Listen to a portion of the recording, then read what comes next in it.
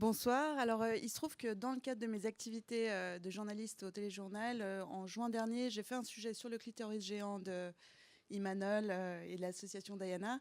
Alors, puisqu'il n'est pas là, je vous raconte cette petite anecdote. Margarita est allée voir un entrepreneur valaisan qui faisait des châteaux gonflables pour des événements divers et variés. Et elle lui a dit, bah, écoute, voilà, nous, on va faire un château gonflable avec un clitoris, enfin, une porte d'entrée en forme de clitoris géant pour que les gens apprennent la forme que ça a pour de vrai, etc. Elle lui a donné une petite reproduction du clitoris 3D qui a été justement démocratisé par Odile, qui est au bout. L'entrepreneur valaisan est retourné dans son entreprise. Il a aligné tous ses employés, une trentaine. Il leur a dit, est-ce que vous savez ce que c'est? Personne n'avait le moindre début d'idée de ce que ça pouvait bien représenter. Donc du coup, il est retourné voir Diana et lui a dit, écoutez, Margarita Imanol, votre projet est tellement intéressant et tellement nécessaire que du coup, je vais me passer de mes honoraires, je vais juste vous donner, je vais juste vous faire payer le prix que ça a réellement coûté. Voilà. Donc, effectivement, pourquoi est-ce qu'on parle du plaisir? Pourquoi est-ce qu'on parle du clitoris aujourd'hui, alors que beaucoup de gens pourraient se dire que finalement, c'était déjà au cœur de mai 68, c'est un combat dépassé, etc. Mais finalement, non, parce qu'on se rend compte avec la vague MeToo qu'il y a eu l'année passée que les rapports hommes-femmes sont constamment remis en question, les rapports de genre. Enfin, ils le sont de plus en plus, justement, depuis la vague MeToo, on en parle de plus en plus. Et finalement, les femmes étaient souvent un petit peu enfermées dans ce rôle d'objet de désir. Et aujourd'hui, elles se rendent compte qu'elles peuvent être des sujets de plaisir. Et je pense que c'est une idée universelle et qui met un peu tout le monde d'accord, même les hommes, beaucoup d'hommes, parce que loin de vouloir opposer les sexes, c'est un combat qui veut tout simplement en faire de meilleurs partenaires. Libérer la femme, c'est aussi libérer l'homme d'une certaine manière. Alors, nous avons ici trois femmes qui se sont toutes fait connaître à leur manière dans le domaine du plaisir. Alors, je vais commencer avec Odile, qui est tout au bout. Donc, Odile Fillot est née à Besançon et elle a fait des études de maths, mais des études bien poussées. Ensuite, elle a travaillé pendant plusieurs années comme jeune cadre dynamique dans un cabinet de conseil, puis une banque, ingénieure. Et en 2012-2013, elle a décidé de finalement faire quelque chose qui lui fait beaucoup plus plaisir que d'être employée. Ah, c'était bien avant, pardon. Ah, alors, pardon. Alors, en 2005-2006, elle a commencé à devenir en fait chercheuse indépendante. Et depuis 2012, elle a notamment un blog, Allodoxia, qui vise en fait à alerter les gens sur certains écarts entre les données factuelles et ce que divers intermédiaires culturels leur font dire. Donc, des vérités qui se perdent un petit peu à travers les médias. Et donc, c'est devenu son combat. Et notamment, donc, en avril 2016, elle s'est fait connaître en imaginant la première impression 3D d'un clitoris. Comme vous pouvez peut-être le deviner sur ce fond rouge. Et finalement, en juillet 2017, elle a créé le site Clitinfo qui remet un petit peu l'église au milieu du village sur tout ce qui touche au clitoris et à la sexualité féminine d'un point de vue très scientifique. Et sa citation, voilà, j'ai sorti une citation pour chaque intervenante. Alors pour Odile, c'est « Je m'inscris totalement en faux par rapport à l'idée selon laquelle la vulgarisation nécessite une désinformation ou une exagération ». Selon Odile, et je pense qu'elle a totalement raison, on peut être tout à fait rigoureux et simple. Voilà, ça demande du travail de vulgarisation, mais c'est ce qu'elle fait de manière excessivement intelligente et on la remercie beaucoup d'être avec nous ce soir.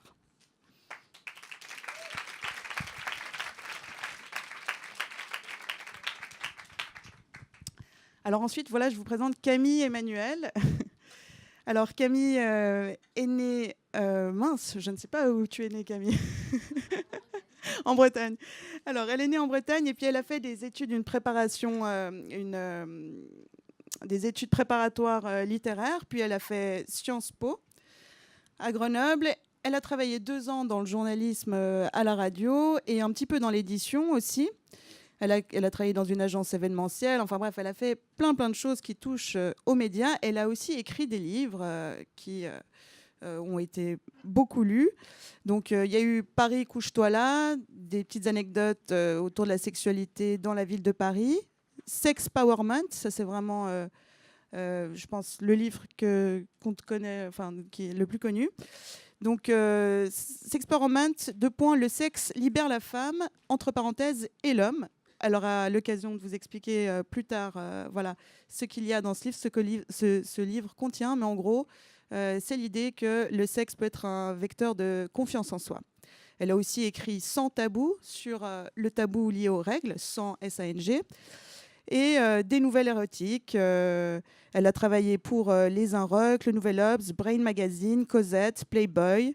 Elle participe à une émission sur Canal+ qui s'appelle Crac Crac, et elle donne beaucoup de conférences sur les sexualités au pluriel, les genres et les féminismes.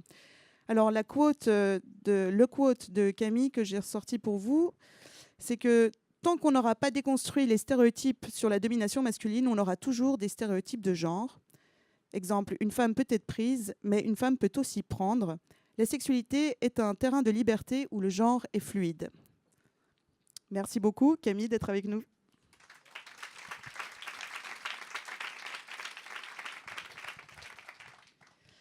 Enfin, Viviane. Viviane, elle, est née à Lausanne, Viviane Moret. Elle est née à Lausanne dans une famille évangélique et elle a grandi une partie de son enfance, elle l'a passée en Afrique de l'Ouest où ses parents étaient missionnaires. Elle a passé ensuite une licence en sciences sociales à l'UNIL. Elle a fait un travail de mémoire en épistémologie des sciences dans une perspective de genre à propos de l'intersexualité, un thème dont on parle de plus en plus aujourd'hui. Puis elle a fait une formation en éducation sexuelle et reproductive. Et en 2012, son petit frère Stéphane lui a proposé, je crois que c'était son idée à lui, de faire un festival autour des sexualités qui s'appelle la Fête du Slip, dont précédée par sa réputation. Et depuis 2016, elle fait aussi des chroniques sur la radio Couleur 3.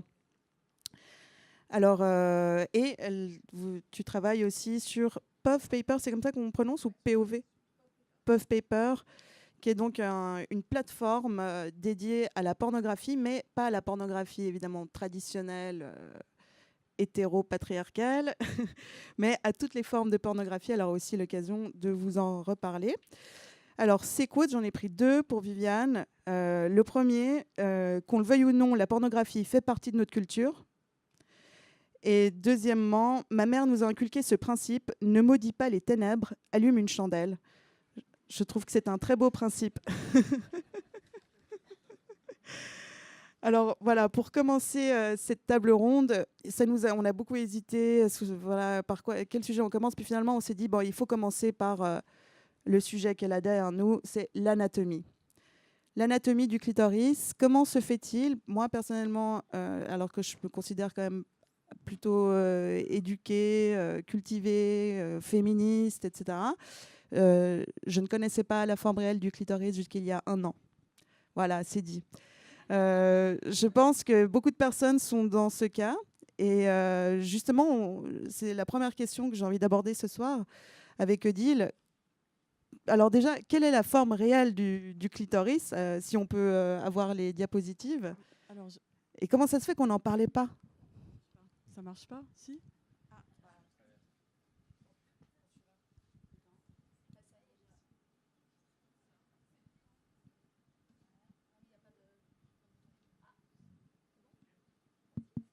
Ah oui, c'est bon, ça marche. Super d'avoir trouvé le bon. Donc, un petit rappel, et bien sûr, tout le monde ici connaît parfaitement l'anatomie du clitoris, je n'en doute pas.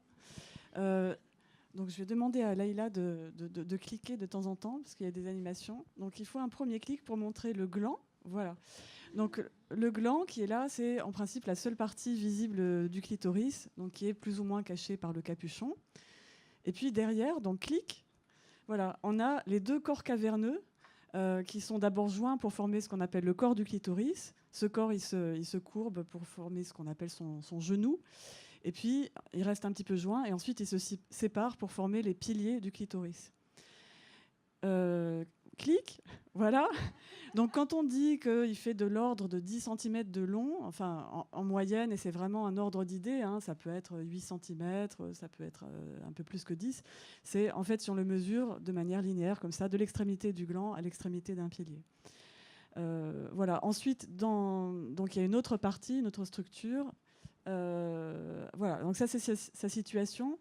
J'en parle juste après. En dessous, vous avez vu deux bulbes, donc c'est les bulbes du clitoris, qui sont donc c'est une structure séparée, mais en fait qui est vraiment intimement liée au reste du clitoris, notamment par ce réseau de veines qui va des bulbes jusqu'au corps du clitoris. Donc voilà, pour avoir une idée de sa situation, c'est les os du bassin qui sont évoqués là avec ces traits. Donc le clitoris, il est fixé aux os du bassin. Les piliers sont vraiment collés aux os. Au-dessus, il est suspendu aussi par un petit ligament.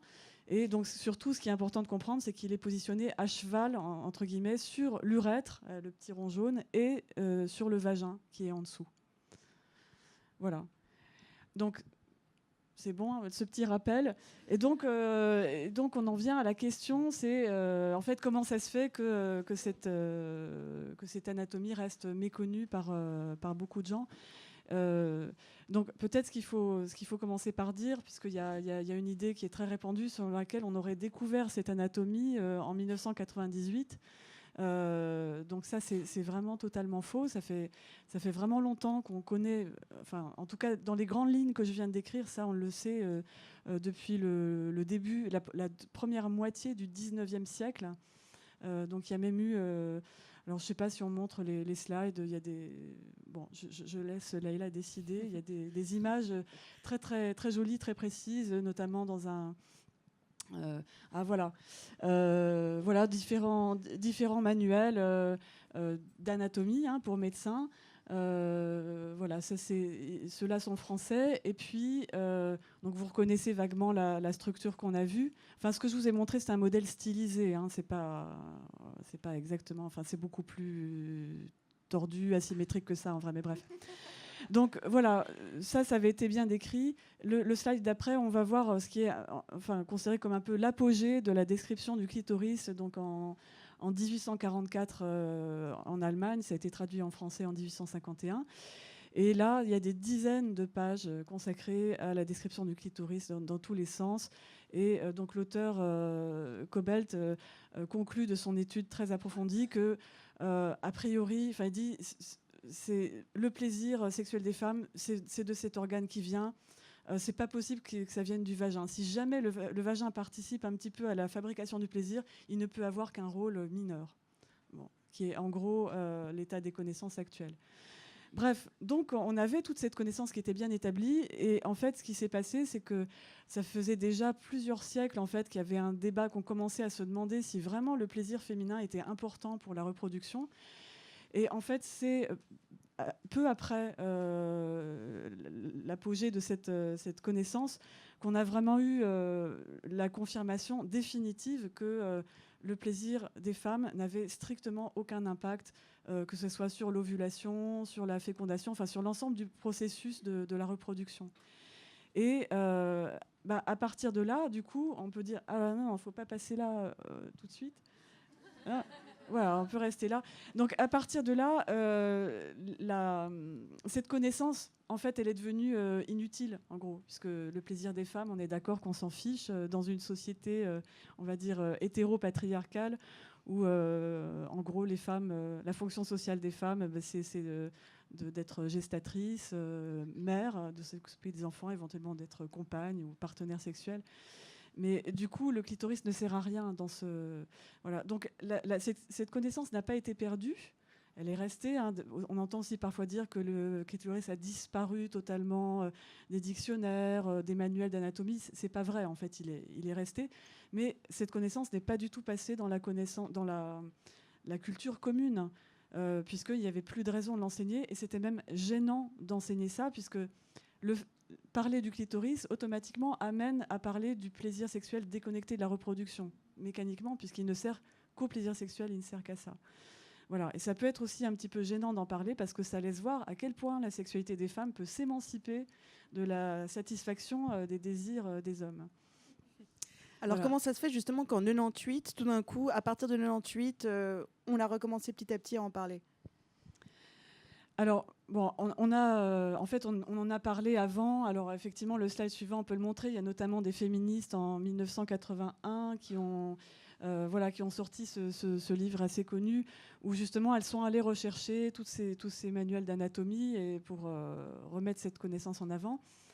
Bon, il y a eu des petites piqûres de rappel comme ça, en fait, à plusieurs moments du XXe siècle. Mais il se trouve qu'en 1998, il y a une urologue australienne qui s'appelle Helen O'Connell, qui se souciait en fait, qui avait remarqué que quand on opérait des hommes, notamment pour des opérations de la prostate, on faisait très très attention à ne surtout pas léser les nerfs qui commandaient notamment l'érection.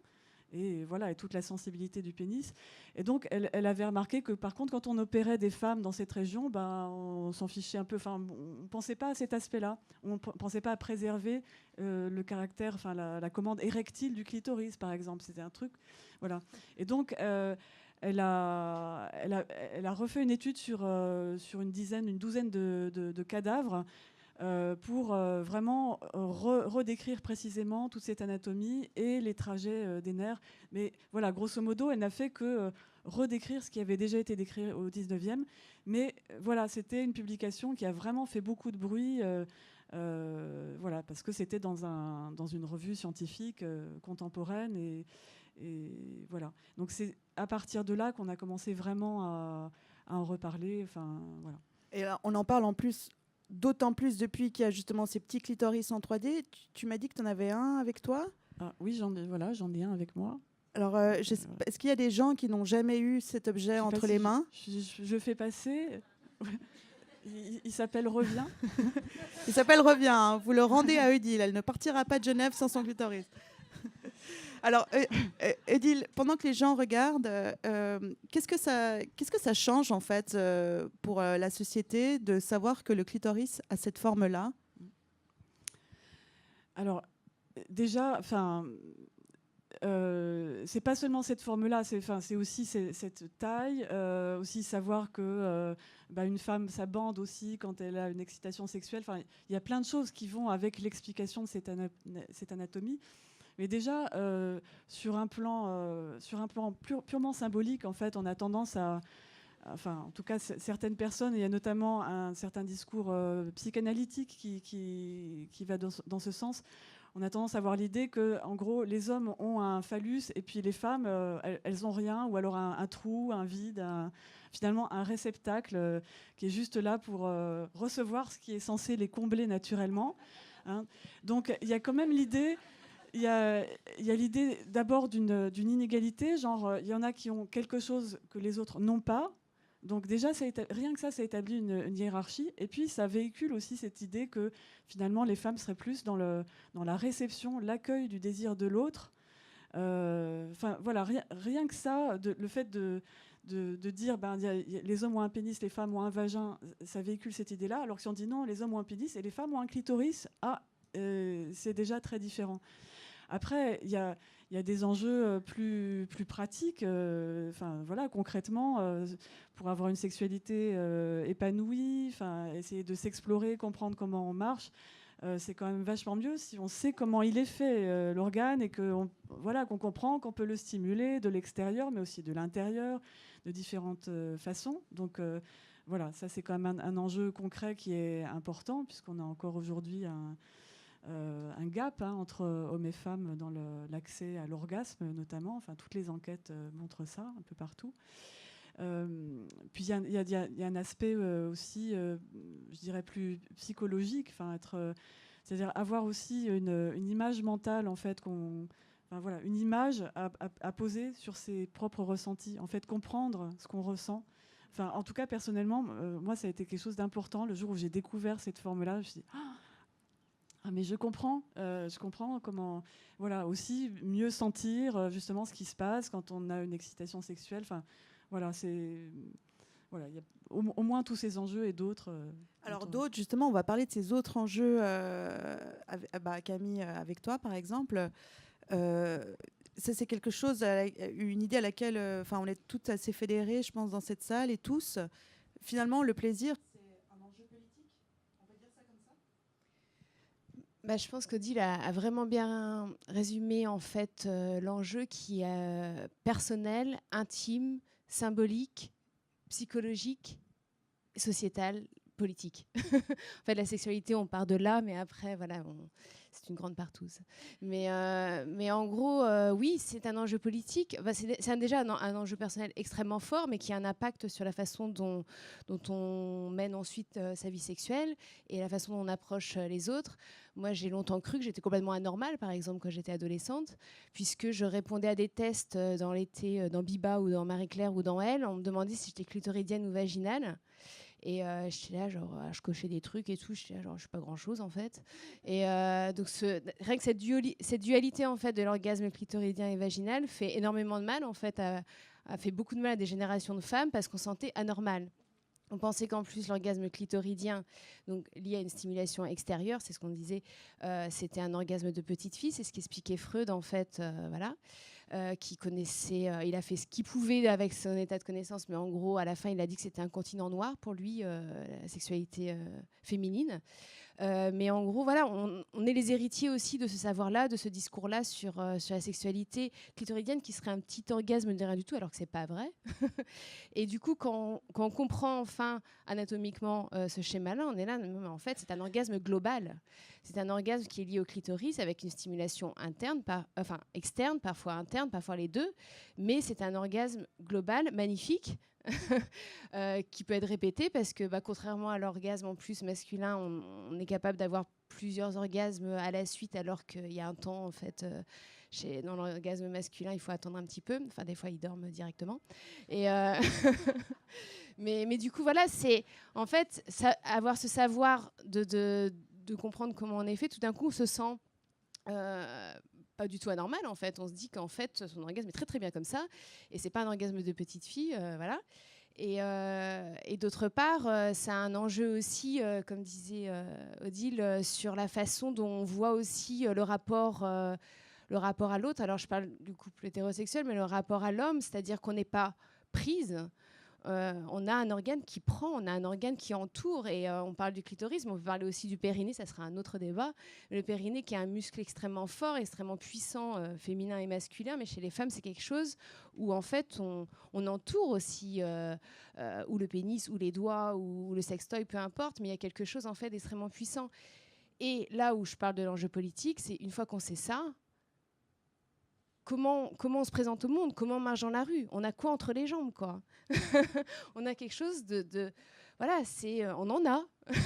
Il y a l'expression en avoir pour voilà, sur les testicules masculines, mais nous on peut se présenter au monde, on peut marcher après un orgasme global avec ce truc genre j'ai quelque chose entre les jambes qui est extrêmement puissant, qui me donne du plaisir, qui va me donner du plaisir jusqu'à la mort, parce qu'il faut quand même savoir que c'est un orgasme qui marque jusqu'au bout. Moi, j'ai interviewé plein de fois dans ma vie des femmes de 85 ans qui étaient là, genre, ouais, t'inquiète, ça marche jusqu'au bout.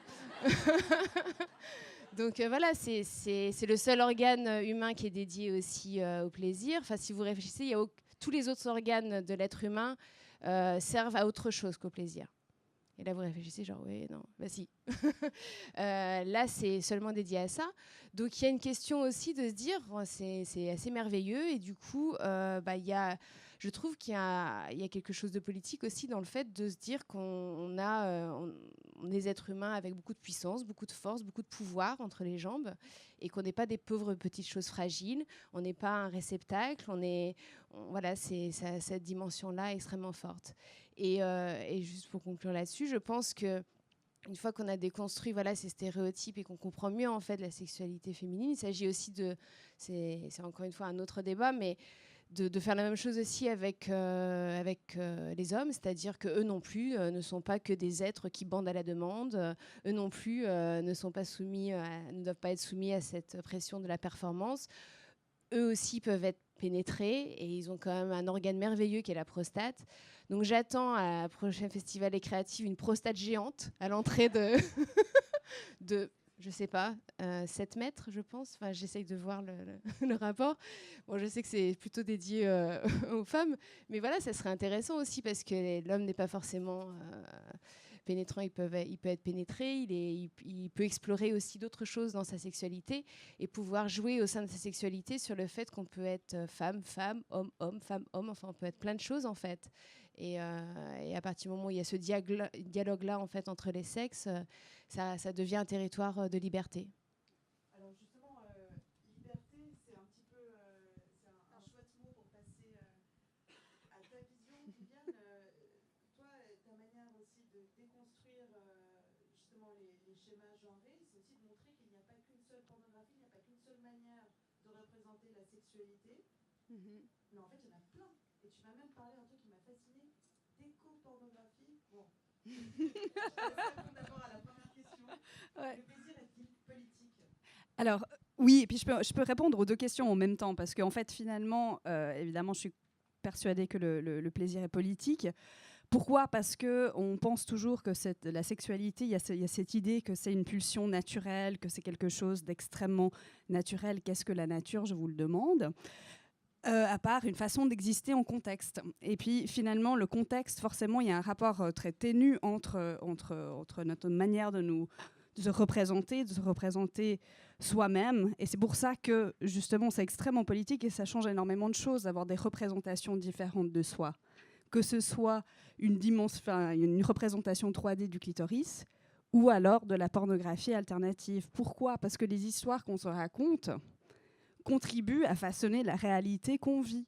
Et donc, du coup, à partir du moment où on veut changer le monde, on veut vivre dans un monde plus égalitaire, où la dimension politique veut dire qu'on peut être femme, mais on est femme, pas dans un monde d'hommes, mais femme dans un monde de femmes et d'hommes et de tout plein de choses autres et diverses et variées et merveilleuses, et ben en fait finalement on doit avoir des représentations, on doit avoir des personnes qui racontent des histoires, qui nous racontent ce monde-là.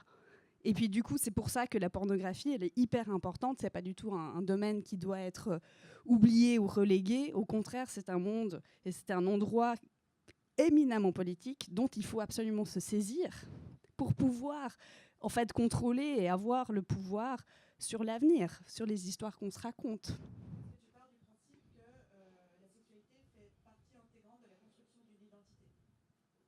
Oui, absolument. Ouais, non, c'est clair. Alors, explique-nous un petit peu pourquoi justement il faut absolument ne rien lâcher là-dessus.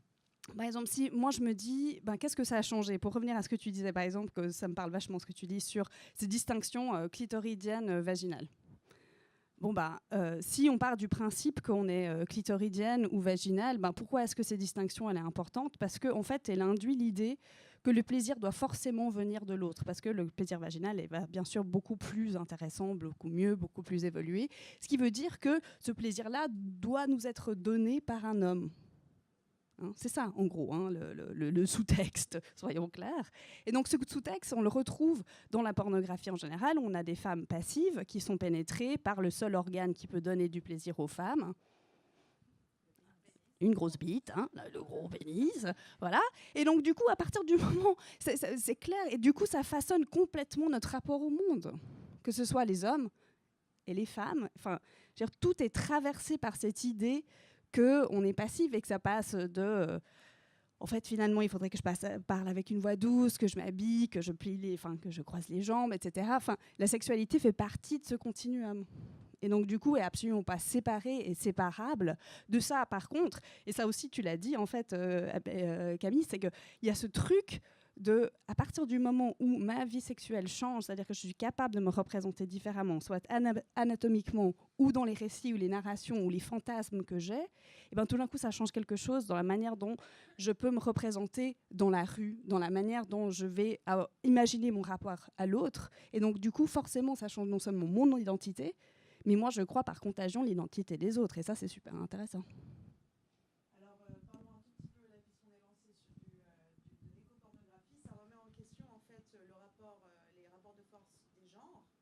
Mais aussi, un peu plus loin, le rapport de force entre l'homme et la nature.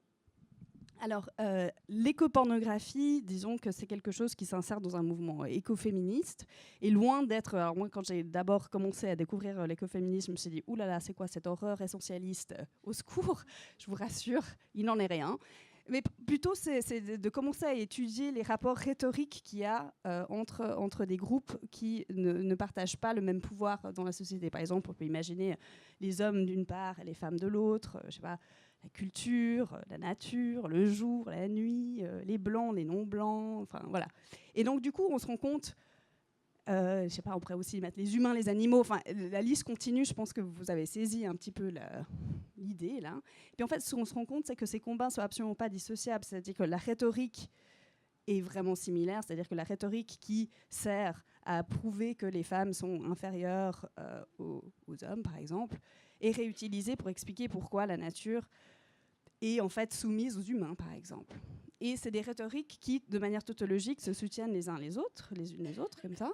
Et donc, du coup, c'est assez logique, quand on commence à réfléchir et à voir les choses comme ça, c'est assez logique d'imaginer pourquoi c'est intéressant de déconstruire pas seulement un rapport de force, les hommes, les femmes, les hétéros, les homos, mais d'inscrire ça dans quelque chose de plus général.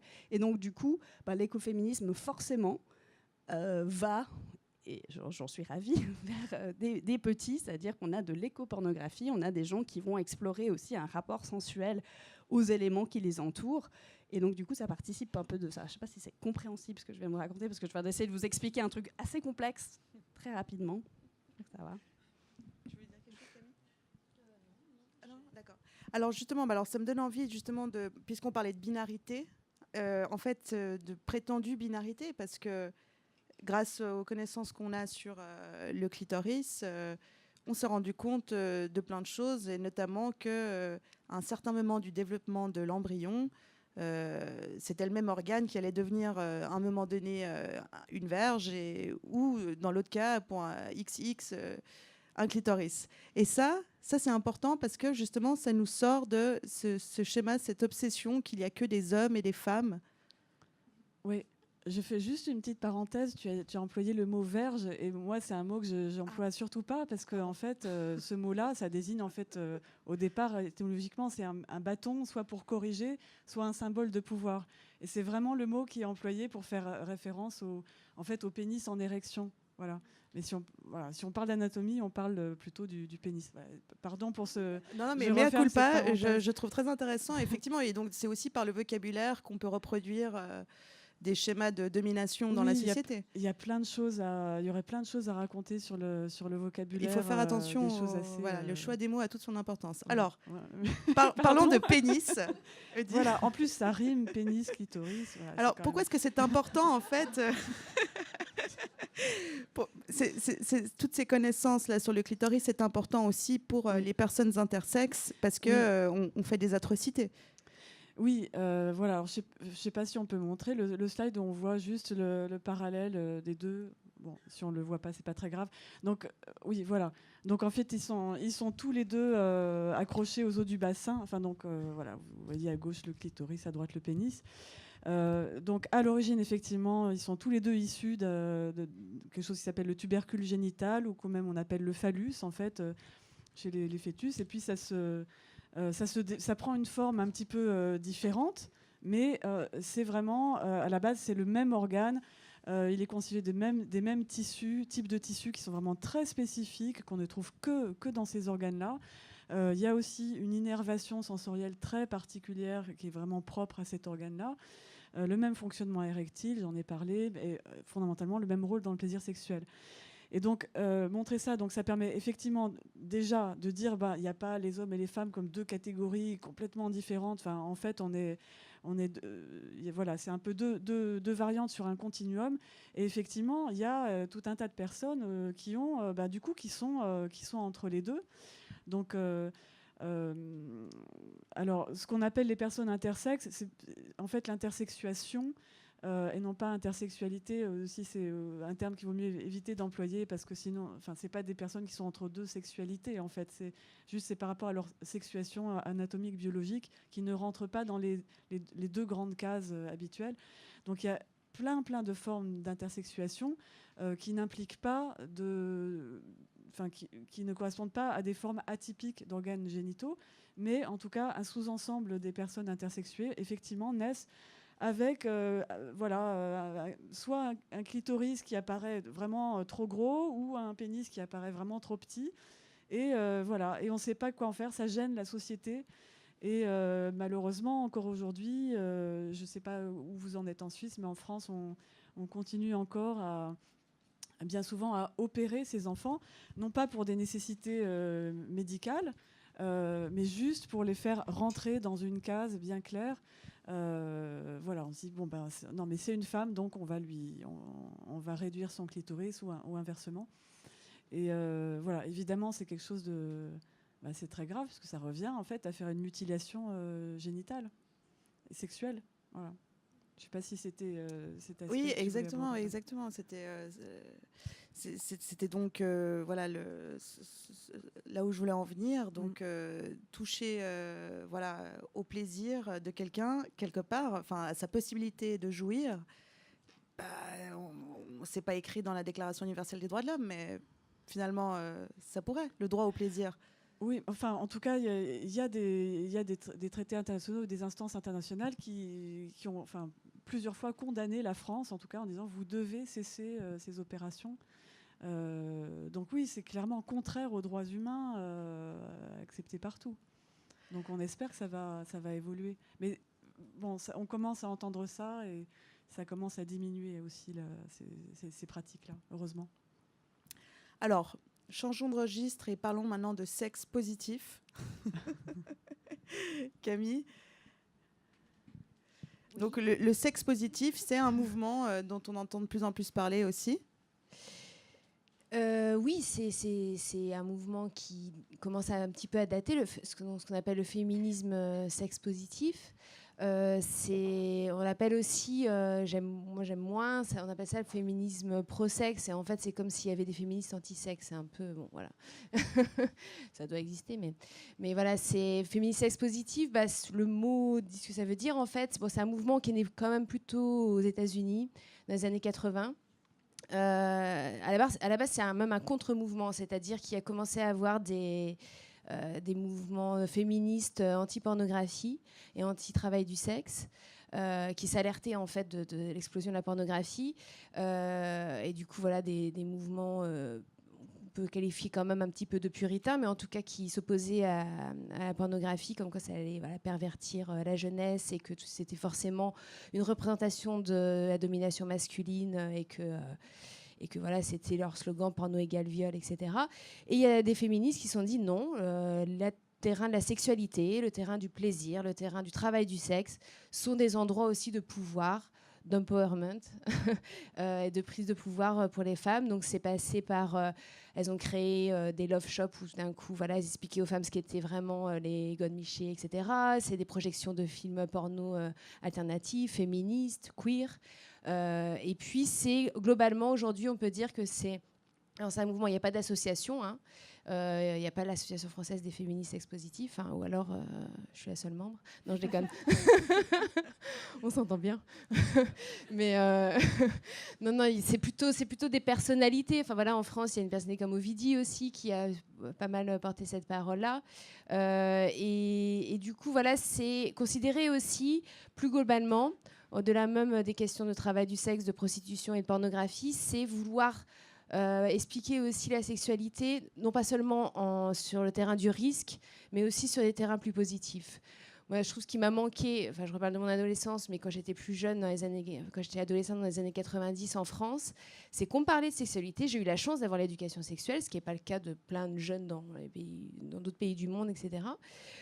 Mais on parlait que de risques, on m'a foutu les chocottes, quoi. Enfin voilà, on parlait du risque de tomber enceinte, on parlait énormément du sida, on parlait du MST, et tant mieux que j'ai eu cette éducation-là, mais jamais on m'a parlé de questions de plaisir, jamais on m'a parlé du clitoris. et en fait, le féminisme sexe positif, c'est aussi un féminisme qui défend l'idée que la sexualité peut être un terrain de découverte, de puissance, de joie, de pouvoir, et pas seulement un territoire à risque, pas seulement un territoire de violence, pas seulement un territoire de prise de risque pour les femmes.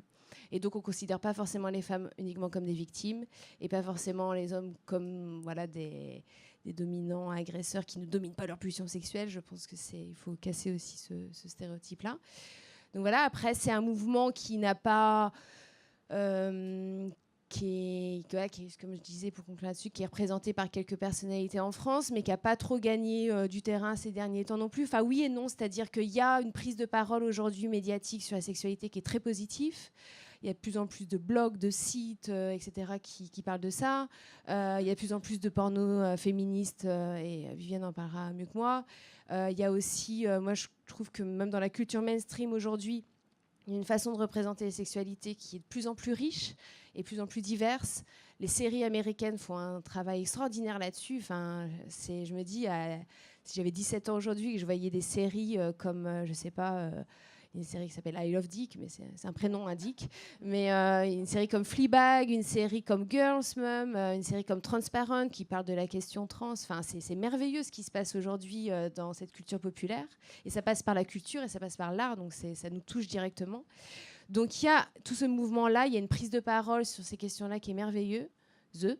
Et à côté de ça, politiquement, voilà, je ne suis pas sûre qu'on aille tout à fait dans le sens d'un féminisme sexe positif. Je sais qu'en France, je ne sais pas où on en est en Suisse là-dessus, mais il y a eu la loi de pénalisation des clients de prostituées qui, c'est mon opinion, mais a fait beaucoup de mal. Enfin, c'est pas que mon opinion d'ailleurs, c'est l'opinion des associations qui a fait beaucoup de mal en fait aux prostituées, aux travailleurs et travailleuses du sexe en France.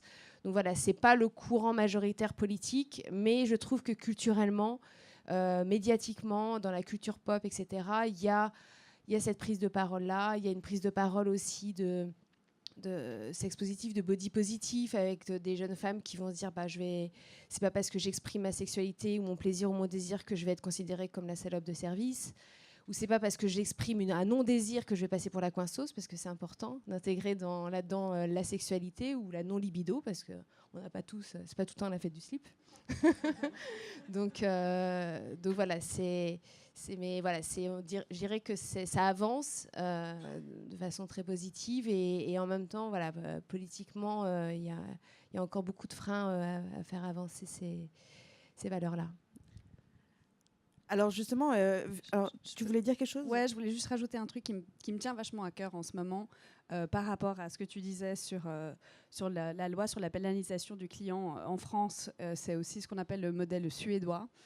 Il y a beaucoup de gens qui pensent que c'est quelque chose d'extrêmement positif. Pour moi, c'est quelque chose d'extrêmement dangereux. Et j'ai vraiment envie de le dire parce que ça me paraît important en tant que Suissesse aujourd'hui de parler à un maximum de gens pour exprimer à quel point ce système-là est dangereux d'abord pour les premières et les premiers concernés, qui sont les travailleurs et les travailleuses du sexe, qui sont des personnes extrêmement fragilisées et qu'on n'écoute absolument pas et qu'on ne consulte pas dans la fabrication de ce genre de loi.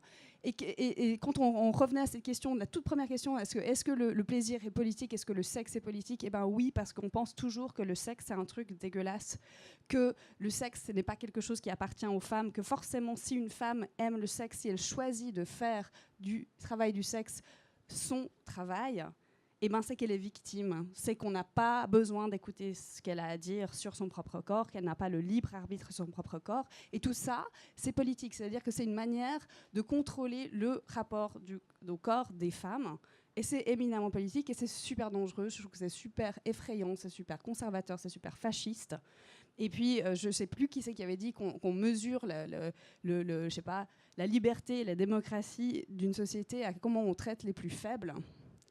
Et ben, je vais juste vous laisser avec ça parce que je trouve que c'est hyper important de ne pas en avoir rien à foutre de ce qui se passe avec les travailleurs et les travailleuses du sexe dans nos pays. Et ce qui se passe en France, en Suède, en Angleterre est extrêmement effrayant. Et je vous enjoins si on en arrive là en Suisse, s'il vous plaît, faites-vous entendre, ne laissez pas faire parce que c'est vraiment, vraiment, vraiment l'angoisse. Voilà. Et un petit PS, mais il y a un documentaire d'Ovidie qu'elle a tourné l'année dernière, qui est merveilleux, qui s'appelle Là où les putains n'existent pas, où elle a mené une enquête en Suède sur un cas particulier d'une prostituée tuée par son ex-compagnon. Et elle montre comment l'État suédois a complètement étouffé l'affaire et comment en fait on a préféré confier les enfants de cette femme-là à un mari violent plutôt qu'à une fille qui avait été escorte pendant 15 jours. Et en fait, voilà, moi aussi, j'en ai ras-le-bol d'entendre parler du fameux modèle suédois qui serait merveilleux, alors que, en fait, non, c'est aussi une culture très puritaine, c'est aussi une culture protestante très puritaine où, voilà, alors féministe certes, mais c'est un féminisme voilà, familial. En tout cas, où la figure de la femme, il y a une figure voilà, de pureté, voilà, qui ne va pas avec la figure de la putain. Mais alors, je pense qu'on vous a bien entendu. Merci beaucoup pour cette petite parenthèse très importante. Mais du coup, moi, ça me fait rebondir. J'ai envie de dire, mais cette idée comme quoi le sexe est mal, c'est faux, ça n'appartient aux femmes, les chiffres le démentent parce que selon plusieurs études récentes, il y a au moins une femme sur 5 qui consommerait régulièrement de la pornographie, en ligne ou pas, et à toutes les catégories d'âge. C'est pas un truc qui est réservé aux 15-45 ans. Viviane, je te regarde parce que j'avais envie que tu nous expliques un petit peu. Voilà, il y a eu ce mouvement dans les années 70 des féministes qui, voilà, à juste titre, dénonçaient une domination masculine, enfin une reproduction du modèle de domination masculine. Et puis finalement, qu'est-ce qui s'est passé pour que la pornographie devienne acceptable ? Alors, je ne suis pas sûre que la pornographie soit acceptable. Hein. Dans le fond, finalement, je crois que la plupart des gens consomment de la pornographie. En tout cas, on est beaucoup à le faire. On est très peu à l'admettre et très peu à l'admettre, on va dire, au grand jour. C'est encore quelque chose qui se vit relativement dans le tabou. D'ailleurs, c'est une des choses que je préfère à la Fête du Slip et dans des festivals comme le Porn Film Festival à Berlin ou dans d'autres festivals en France comme le What the Fuck Fest. C'est qu'on regarde du porno ensemble et ça fait vachement du bien. Je vous encourage à le faire. D'ailleurs, il y a pas mal de porno féministes pendant les créatives. Allez-y, courez-y, c'est super. Mais je crois qu'il y a un truc où finalement... alors, il y a un truc commercial, hein, simplement. Il y a l'apparition de la VHS qui fait que c'est beaucoup plus facile de se procurer de la pornographie à un moment donné. Et du coup, ça fait un gros boom. C'est-à-dire qu'il y a forcément des moyens technologiques, commerciaux qui font que tout d'un coup, on a accès. Ensuite, si on veut parler de quelque chose de plus récent, il y a l'apparition des PornTube qui fait qu'en 2 clics, on peut trouver à peu près n'importe quoi, qui a aussi des implications, on va dire, politiques et commerciales, parce que finalement, on regarde du porno qu'on ne paye pas. Donc ça veut dire qu'il y a forcément des gens qui sont en train de travailler pour un travail qui n'est pas rémunéré par les gens qui consomment leur travail. Ça aussi, c'est une question, on va dire, à grande valeur politique. C'est-à-dire, est-ce qu'il faudrait payer pour du porno ? À mon avis, évidemment, oui. Surtout si on veut regarder du porno de qualité et puis qu'on veut respecter les gens qui travaillent dedans. Mais ça, c'est encore une autre question.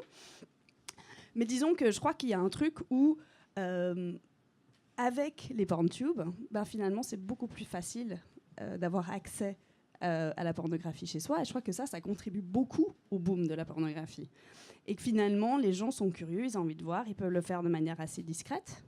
Et il y a quelque chose de cool, c'est-à-dire que les PornTube, je viens de les décrire en disant qu'il faudrait payer pour la pornographie. C'est quelque chose que je maintiens, auquel je crois. En même temps, les PornTube ont apporté quelque chose que je pense qui est positif et dont on ne parle pas assez à mon sens, c'est qu'ils ont permis une certaine démocratisation dans la sexualité. Pourquoi ? Parce que déjà, c'est accessible à plein de gens qui seraient peut-être jamais rentrés dans un sex shop ou jamais allés dans un kiosque choper une cassette. Enfin voilà, il y a quand même un poids, un stigma social attaché à ça. Donc déjà, ça change quelque chose. Et après, il y a des éléments de niche, des espèces de choses qui apparaissent, et ça c'est la magie d'Internet, c'est que tout d'un coup il y a des choses qui apparaissent et les gens se trouvent, ils se disent « Ah, mais ça existe !» Et puis ils peuvent essayer des choses, se dire « Tiens, est-ce que ça m'intéresse ? Est-ce que ça me plaît pas ? Tiens, ok. Ah, il y en a d'autres qui aiment ça aussi. Je suis pas tout seul, je suis pas toute seule. » Et du coup, il y a un côté très rassurant. Alors, autant dans les dérives extrêmement violentes, et ça, c'est pas génial, mais aussi dans des trucs où simplement les gens se libèrent parce qu'ils se retrouvent entre eux. Et il y a un côté très démocratique, finalement, comme effet dans ces PornTube. Et donc, du coup, j'ai l'impression que finalement, alors, rien n'est blanc ou noir, heureusement. Mais disons qu'il y a quand même un effet comme ça avec la pornographie sur Internet qui est tellement décrié, qui fait qu'il y a des gens qui sont en train de découvrir des aspects fantasmatique de leur sexualité de manière hyper intéressante, et ça permet justement le potentiel de la création d'une alternative qui, à mon avis, n'est pas assez commercialisée, pas assez vue, mais elle est là. Et puis du coup, j'ai envie de dire qu'il y a quand même de l'espoir dans toutes ces choses horribles qu'on peut dire et voir. Bah, en fait, il y a des trucs cool. Je sais pas si du coup j'ai répondu à ta question. Bref. Oui, oui, tout à fait, tout à fait. Tu voulais ajouter quelque chose, Camille? Non, pas d'accord.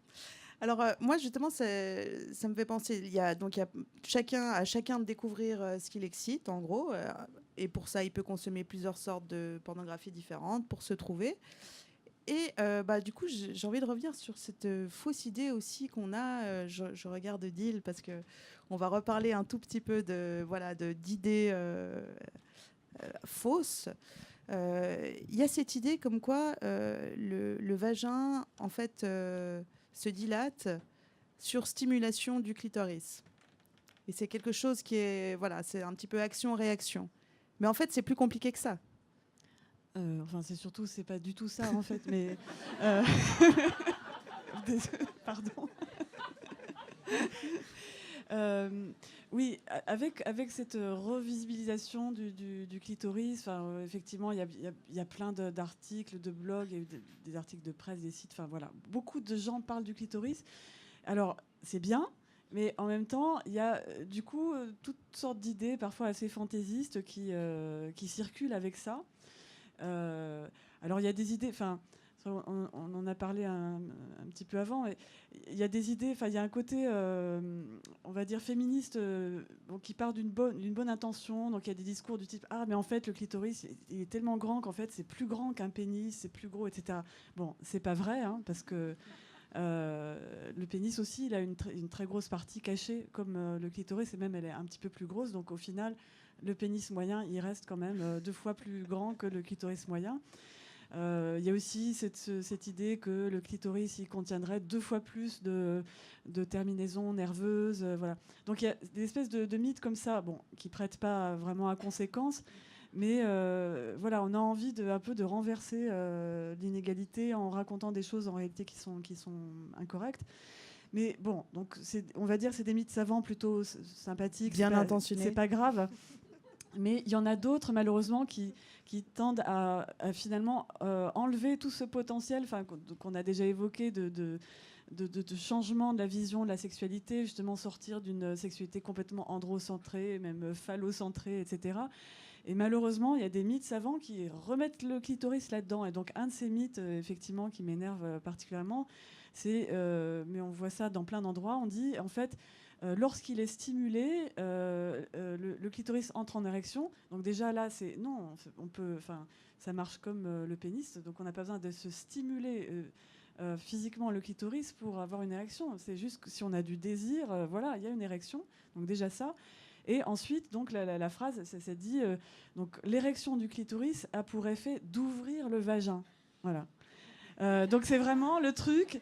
Donc on lui attribue, on veut lui réattribuer absolument une fonction. En fait, mais c'est ça, il sert à préparer la femme à la pénétration. Donc ce qui est assez énervant, et ça c'est vraiment faux. Alors je pensais pas nécessaire de montrer le slide là-dessus, mais voilà. Et donc en fait, c'est quoi Non, mais, en fait, le slide, c'était juste pour montrer d'où c'était venu cette idée. En fait, c'est parce que dans les années, vers 2008-2009, il y a une gynécologue française qui s'appelle Odile Buisson, que vous connaissez sans doute, qui s'est fait connaître par un... alors non, c'est pas celui-là. C'est pas celui-là, mais qui s'est fait connaître par une échographie d'un coït. Et alors non, ça doit être plus loin, du coup, dans l'autre sens. Je suis désolée parce que du coup, c'est un peu dans tous les sens. Alors c'est peut-être après. Non, alors je sais pas où c'est. C'était peut-être avant ou je l'ai oublié. Je suis désolée. C'est pas pratique sans l'avoir. Donc en fait, elle a... en fait, elle avait vraiment montré ce qui se passait. En gros, que quand il y avait un pénis à l'intérieur du vagin, ça écrabouillait un peu les bulbes du clitoris sur le côté. C'est ça qu'elle montrait. Et à partir de ça, il y a des dessins qui ont commencé à circuler dans la presse où on voyait le clitoris dans sa position normale. On appelait ça clitoris au repos. Et puis un autre dessin où on voyait le clitoris complètement écarté, donc avec le vagin complètement ouvert, et c'était titré « Le clitoris en action ». Mais c'était pas le clitoris en action. En fait, dans le dessin, il y avait en fait un pénis qui était dessiné, mais dans un rose très très pâle. Et petit à petit, il a fini par disparaître. Et c'est de là qu'est venue l'idée que en fait, le clito en action, il ouvre le vagin. Mais voilà, c'est vraiment complètement... ça se passe pas comme ça. C'est plus neurologique en fait. Non mais enfin, il y a rien, il y a pas une commande qui ouvre le vagin. Ça s'ouvre pas. Hein. Il y a pas, non, ça n'existe pas ça.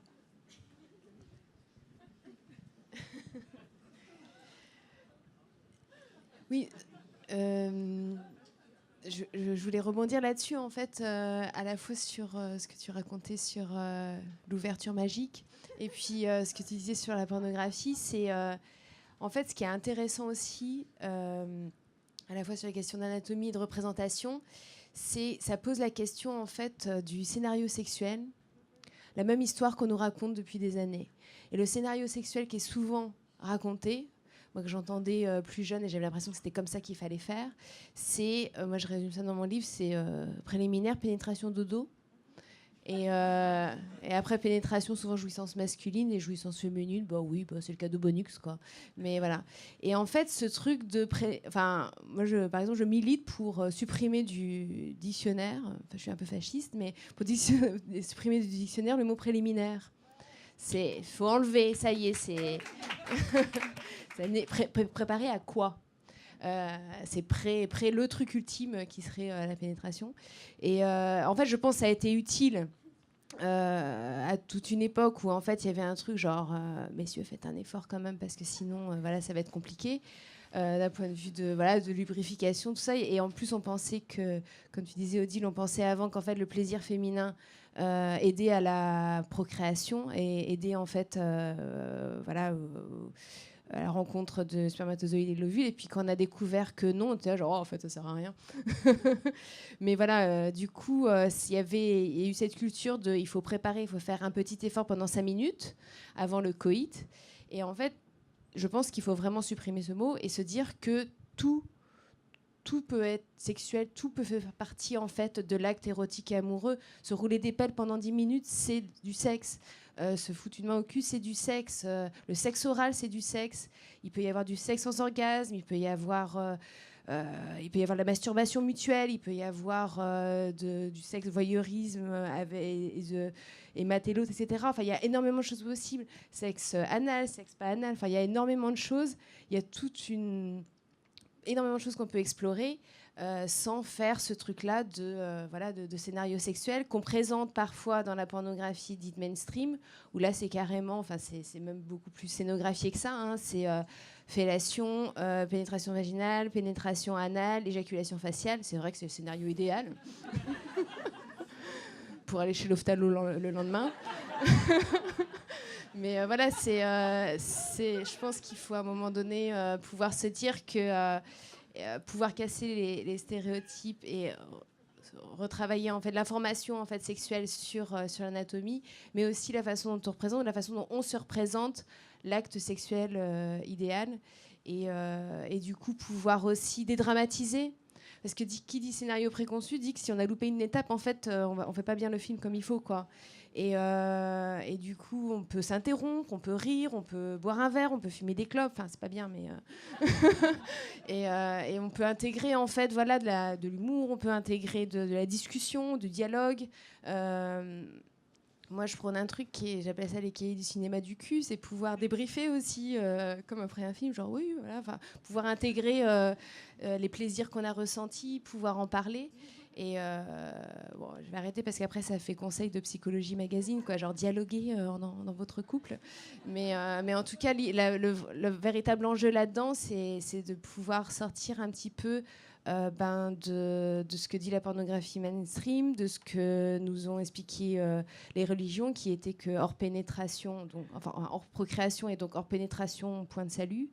Et ce que nous ont répété les magazines féminins, ce que nous répètent les films hollywoodiens, où en fait il y a un couple qui s'allonge sur des draps en soie et il y a une espèce de missionnaire et après tout le monde est content et on reste hyper maquillé. Donc, donc voilà, sortir un peu de ces scénarios-là, c'est utile. Et en ça, la pornographie alternative et la pornographie féministe présente aussi différents scénarios assez géniaux. Moi, ce que j'adore en fait dans les films qui sont présents à la Fête du Slip, ou les films que par exemple va produire Erika Lost, qui est une des productrices assez phares aujourd'hui en Europe là-dessus, c'est qu'elle présente justement énormément de pratiques, énormément de choses où moi je vais regarder et je vais me dire c'est marrant, ça m'excite pas. Enfin, ça va pas être un support masturbatoire, mais intellectuellement je suis là genre waouh, c'est fabuleux, je savais pas qu'on pouvait faire ça de telle façon, qu'il y avait tel type de sexualité, tel type de contre-culture sexuelle, et c'est déjà stimulant intellectuellement. Donc c'est déjà c'est un organe érogène assez important aussi, le cerveau. Mais que dire des personnes qui n'ont pas de désir, est-ce que c'est grave? Est-ce que du coup ils passent à côté de leur vie parce qu'ils n'ont pas envie de vivre leur sexualité?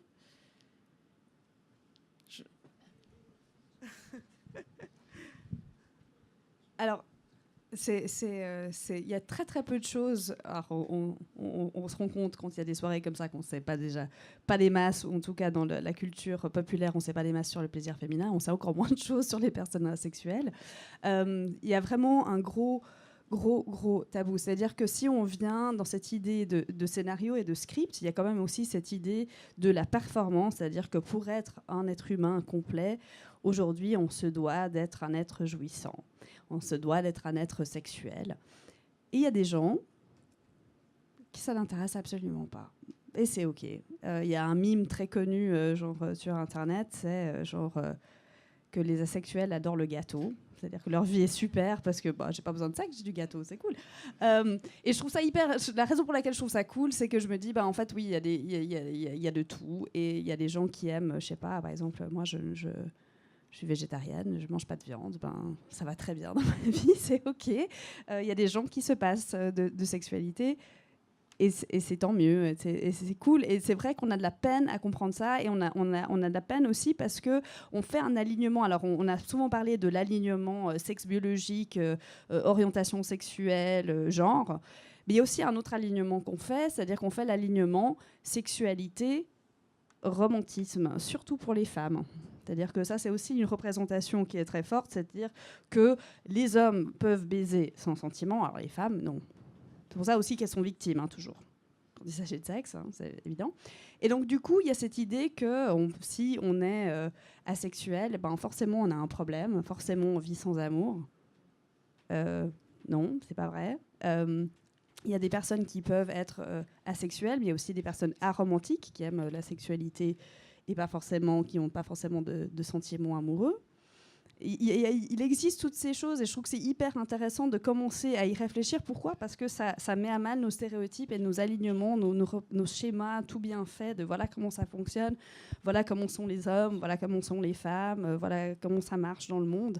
Et puis du coup, finalement, de rencontrer, par exemple, on a des personnes qui performent, qui participent dans le staff à la Fête du Slip qui sont asexuelles. Donc ça veut dire qu'il y a des gens pour qui la sexualité des autres leur tient extrêmement à cœur sans que ce soit quelque chose qu'ils ou elles ont envie de vivre. Moi, je trouve ça remarquable. Et puis, du coup, je me dis, c'est bien le fait que ça prouve justement ce que je suis en train d'essayer d'avancer, c'est que de réfléchir à la sexualité ou l'aromantisme, etc., ça nous permet de réfléchir aux gens qui vivent une sexualité entre guillemets normale, c'est-à-dire dans la norme statistique. C'est-à-dire qu'il y a finalement des personnages sexuels, il y en a assez peu. En tout cas de ce qu'on sait jusqu'à maintenant. Mais voilà, ce sont des choses qui existent. Et puis je vous invite aussi à réfléchir à ça, c'est-à-dire que on remarque que moi je remarque en tout cas de rencontrer des personnes asexuelles, ça m'a permis de me rendre compte que je disais souvent des trucs, des grandes généralités balayantes. Le sexe, c'est quelque chose qui concerne tout le monde. En fait, non. Des trucs comme ça, c'est juste s'interroger sur les représentations qu'on a et puis à quel point justement on arrive avec des espèces de normes, des grosses généralisations et puis de faire plus attention à comment on s'exprime, qu'est-ce qu'on part on part du principe que quelqu'un qui n'a pas de relation sexuelle est forcément frustré, en fait peut-être pas. Je vais juste rajouter un truc là-dessus. Je pense qu'on est tous un peu asexuels parfois dans la vie. Enfin voilà, il y a aussi des périodes de vie où on est moins mobilisé par les questions de désir ou de plaisir. Il y a des transferts libidinaux. Enfin voilà, c'est-à-dire que l'énergie qu'on va avoir, l'énergie de vie, l'énergie d'éros, en fait, on va la mettre sur un nouveau job ou sur un nouveau-né qui a besoin de toute notre attention, ou sur une rencontre amoureuse ou un voyage, etc. Enfin, énormément de choses qui mobilisent notre énergie et nos désirs et qui n'est pas lié forcément à la sexualité, ou en tout cas qui n'est pas sur ce terrain-là. Et c'est OK, en fait. Et c'est même intéressant d'explorer ces phases-là. Je pense qu'il faut faire attention aussi. Moi, c'est quelque chose auquel je fais attention dans mes articles. Bon, j'essaie de pas, ou dans mes livres, de ne pas donner de conseils sexos parce que je trouve ça assez terrible. Enfin, voilà, c'est pas un mode d'emploi. Mais attention aussi de ne pas remplacer des injonctions par des autres. C'est-à-dire qu'on a eu une injonction sociétale pendant des siècles qui était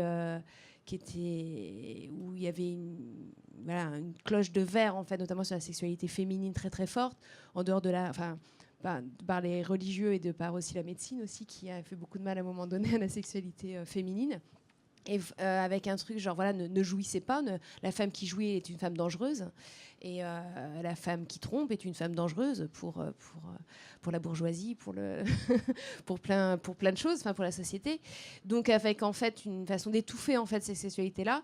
Et il faut faire attention de ne pas remplacer par une injonction avec un truc genre ayez 4 amants, testez la bisexualité, c'est hyper tendance en 2018, achetez 25 sextoys, faites un effort pour chouchou le samedi soir avec un truc genre non mais arrêtez, je suis pas tout le temps non plus mobilisée par ces questions-là. Et il faut faire attention aussi parfois dans le discours. Moi, je fais attention à expliquer aussi, c'est pour ça qu'on vient sur les questions d'anatomie, à expliquer le comment. J'ai rencontré une jeune femme récemment que j'ai interviewée qui me disait, depuis les années 2000, elle lisait beaucoup d'articles sur la masturbation féminine. C'est un tabou qui s'est levé, notamment grâce d'ailleurs au sextoy. Enfin, ça a joué, en tout cas. C'est un objet scène mercantile, mais qui a libéré pas mal de paroles sur la masturbation féminine. Et elle disait genre mais c'est super, je lisais 15 000 trucs comme quoi il fallait se masturber, j'essayais, si j'y arrivais pas quoi. Donc non seulement on me disait genre pour avoir une vie sexuelle épanouie il faut se masturber, commence par toi-même, et même moi-même j'y arrivais pas toute seule, j'étais double loseuse quoi, j'y arrivais pas avec mon mec, mais en plus toute seule je savais pas comment faire, ça marchait pas quoi. Et du coup elle se mettait une espèce de pression par rapport à ça, et en fait je me disais c'est assez logique parce que quand un article en disant genre masturbation c'est super, on n'explique pas. On ne montre pas, on n'explique pas. Alors c'est en train de bouger, notamment il y a à travers la pornographie, mais je vois il y a par exemple un compte Instagram qui a été créé qui s'appelle Jouissance Club, où en fait ils expliquent des mouvements, mais des mouvements vraiment concrets en fait, avec de vulve, avec le vagin, avec les seins, avec plein de choses, parce que sexualité n'est pas que génitale. Et en fait ça fait du bien en fait à un moment donné de pouvoir expliquer aussi concrètement, notamment aux plus jeunes et tout, dire juste amusez-vous, soyez libres sexuellement, en fait, ça suffit pas et ça peut leur foutre une grosse pression sur les épaules. Il y avait cette plateforme il y a 2 ans qui a un peu défrayé la chronique. Je ne sais pas si vous vous rappelez. Oh my God. OMG Yes, ouais, voilà. Où donc il y avait, je sais pas, une trentaine de femmes qui expliquaient leurs techniques, et on voyait bien qu'elles avaient toutes des techniques différentes parce que voilà, chacun est unique. Et voilà, comme c'est aussi quelque chose dont on parle de plus en plus, la diversité des formes de vulve, parce que c'est allé tellement loin à un moment donné sur à quoi est-ce qu'une vulve doit ressembler, qu'il y a de plus en plus de chirurgiens esthétiques qui coupent des petites lèvres parce qu'elles sont trop grandes, ou qui font des bricolages. Et puis ça va pas quoi. Donc de plus en plus effectivement la parole se libère, on se rend compte qu'il y a plein de manières de jouir, il y a plein de manières de vivre sa sexualité ou de vivre son asexualité, et toutes les morphologies sont belles. Je sais pas si Odile tu veux ajouter quelque chose là-dessus.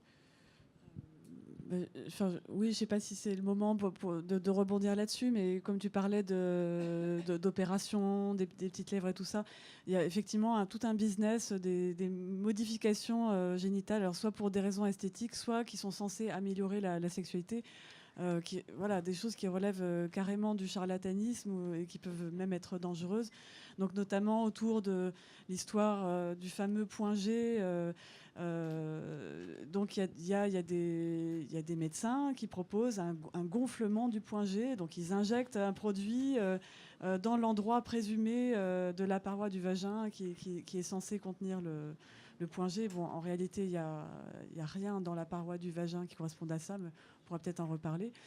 Il y a ça, et il y a aussi effectivement non seulement les opérations de réduction des petites lèvres, alors que effectivement toutes les formes existent, il n'y a pas de vulve normale, mais il y a aussi des réductions du capuchon du clitoris.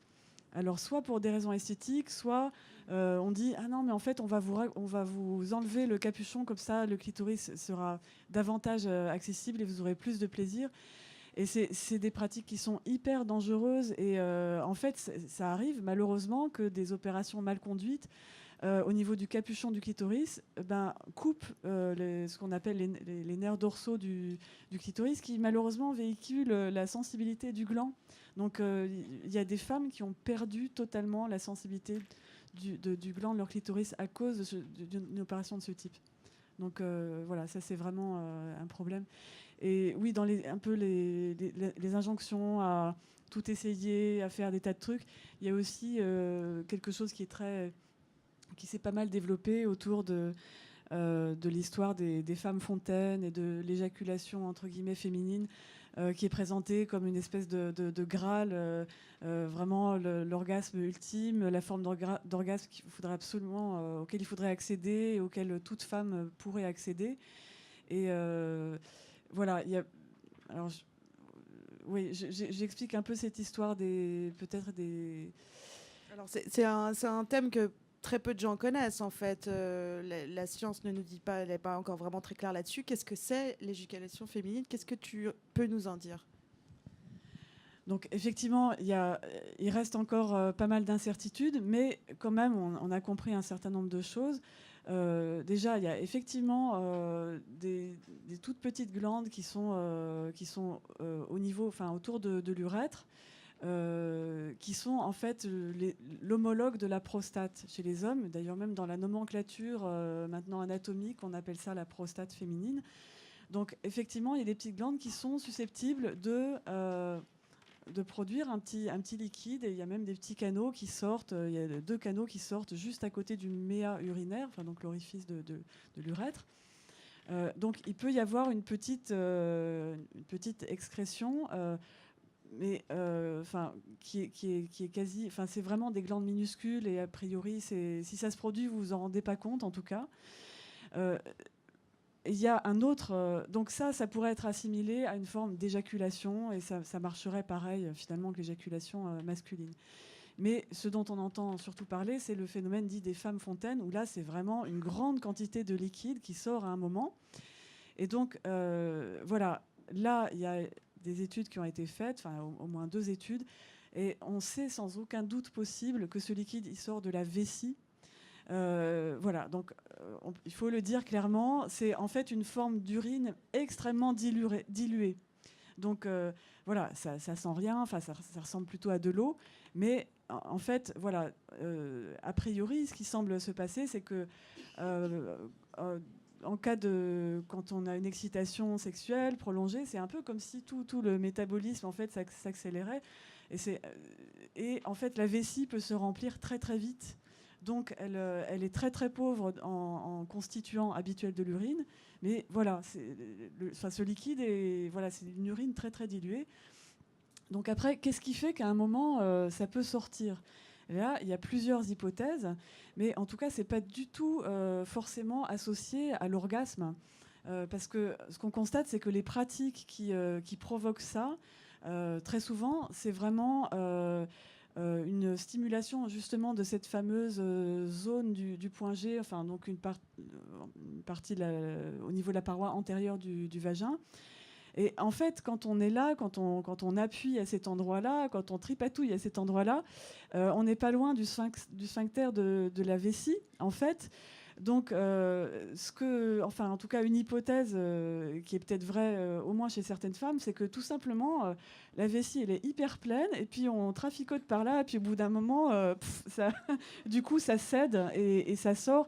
Et ça peut être gênant. Enfin, chez certaines femmes, c'est gênant. C'est pas du tout associé à une sensation de plaisir. Ça peut, voilà, c'est pas forcément lié à un orgasme. Voilà. Alors après, on pense aussi peut-être que chez certaines femmes, c'est l'orgasme, comme il est suivi d'une relaxation, ça peut être que, ben oui, on se relâche, et puis du coup, ça sort, mais parce qu'on se relâche. Mais voilà, en fait, bon, c'est un peu embêtant de le dire comme ça, mais finalement, on serait plus proche d'une notion d'incontinence urinaire dans ces cas-là. Voilà. Et en tout cas, donc, alors, certaines femmes éprouvent beaucoup de plaisir, voilà, et chez elles, c'est synchronisé avec l'orgasme, très bien. Et effectivement, ça existe, et on ne peut pas nier que ça existe pour certaines femmes, mais il ne faut surtout pas céder à cette injonction, cette pression à dire il faut qu'on accède à ça. Non, c'est vraiment pas c'est pas le Graal. Alors, encore plein de questions ouvertes. Tu veux encore dire quelque chose? C'est pas le Graal, mais ça peut être quand même agréable.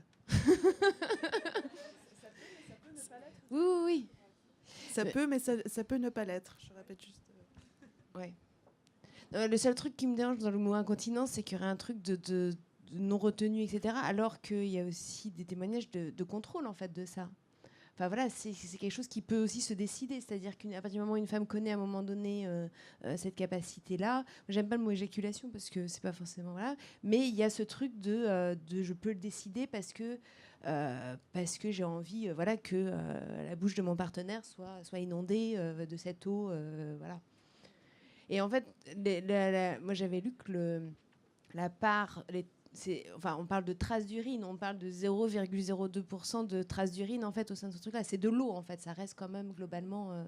Après, si vous y allez avec vos stéthoscopes, vous allez retrouver des traces d'urine. Non, mais je dis par rapport aux femmes qui diraient genre oh mon Dieu, ça y est, Non, il faut pas que ce soit une je suis raison dans un d'avoir délire honte. uro et tout. Non, pas forcément. Enfin, ça reste de l'eau inodore, incolore, etc. Donc voilà, c'est. Oui, je suis désolée, j'ai pas pris assez de précautions oratoires, mais enfin c'est vraiment extrêmement dilué, quoi. C'est effectivement, voilà, c'est essentiellement de l'eau, quoi. Mais en tout cas, du point de vue du mécanisme, c'est le même mécanisme que la fabrication de l'urine, sauf que c'est tellement accéléré que du coup, voilà, c'est juste de l'eau. Alors, on m'a fait savoir qu'il c'était maintenant l'heure de passer aux questions. Parce que le but de cette table ronde, c'était aussi de pouvoir échanger avec le public. Et alors, ça peut être des questions ou des remarques, ce que vous voulez. Est-ce que quelqu'un a envie de prendre la parole?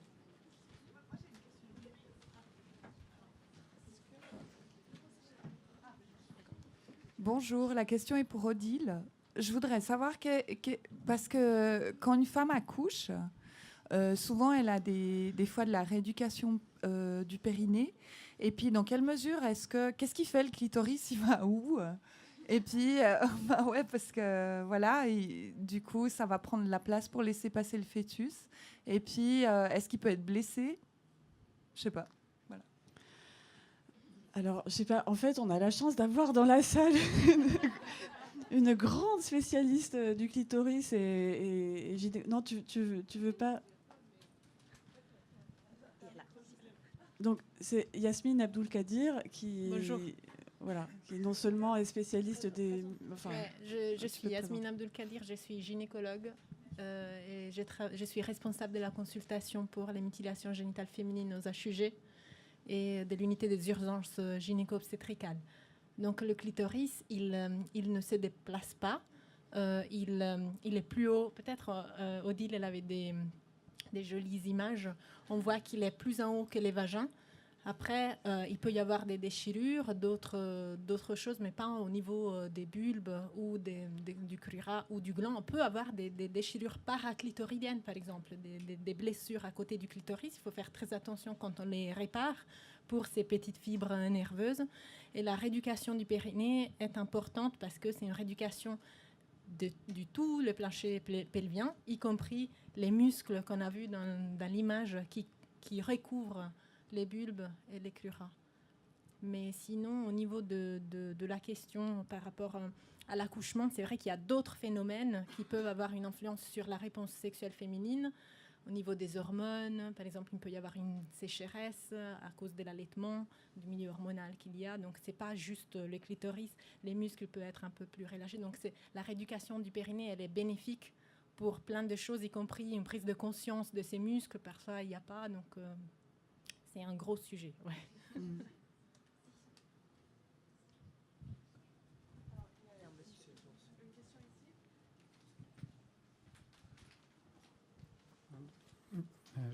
Je vous remercie de vos interventions parce que je les ai trouvées nuancées et je ne m'attendais pas à ce qu'elles le soient. Donc vous portez un message donc, lié au plaisir et en même temps que vous portez ce message, vous montrez que vous n'êtes pas normative.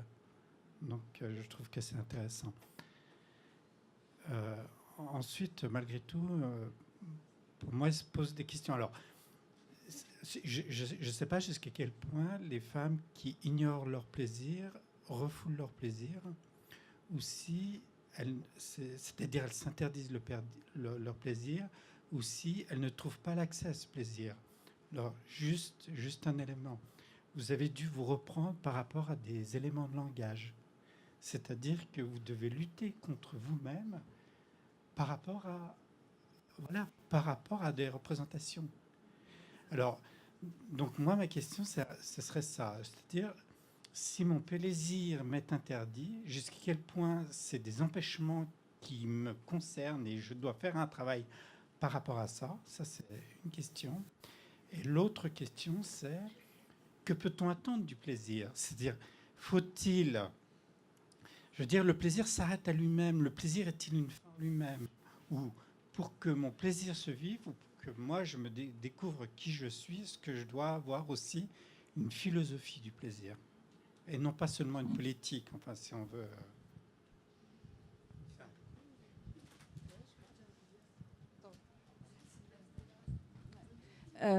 Alors, je vais essayer d'apporter un peu une réponse à ça. C'est-à-dire que, en fait, dans le fond, c'est hyper difficile de répondre à cette question parce que je pense que c'est différent pour tout un chacun. Et non seulement c'est différent pour chaque personne, mais ça peut être différent pour chaque personne à chaque moment de vie différent. C'est-à-dire qu'on ne cesse de différer constamment.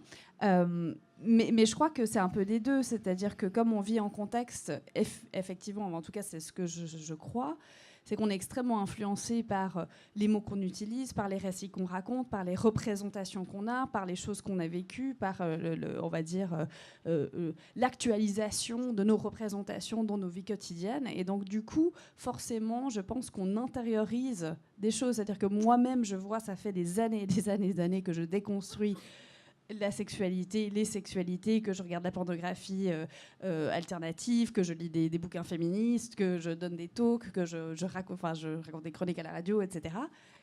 Et moi-même, je me rends compte que j'ai encore tellement de peine à rentrer en rapport libéré, non aliéné avec ma propre sexualité.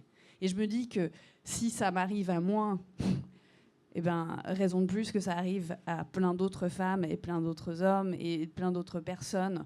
En fait, à mon avis, on a encore tellement de chemin à faire. Mais en fait, plutôt que ça c'est aussi une posture personnelle, plutôt que de le voir comme eh ben mince, tout le mal qu'on nous a fait, etc., je me dis eh ben, à quel point c'est merveilleux. Parce que moi, je prends déjà passablement mon pied. Alors j'imagine, je me dis simplement, si on commence à déconstruire encore plus et à sortir la sexualité du carcan du genre, qu'est-ce qu'on a encore à imaginer et à découvrir sur la sexualité? Moi, une vidéo que j'adore et que je vous encourage à aller regarder, c'est Annie Sprinkle qui fait de l'apanage du soft penis massage, donc le massage du pénis mou, flaccide. Et en fait, moi, quand j'ai regardé ça, je me suis dit, mais tiens, en fait, je ne m'étais jamais dit ça. En fait, l'orgasme est possible à travers un pénis mou. Et tout d'un coup, on se dit, waouh, en fait, on charrie avec nous des représentations de gens qui influencent nos représentations sexuelles, notre manière de voir la sexualité, notre manière... Et qui de nouveau informe notre rapport genré, c'est-à-dire qu'on se dit, ouais, forcément, bite, c'est bien dur, c'est pénétrant, etc. En fait, peut-être pas.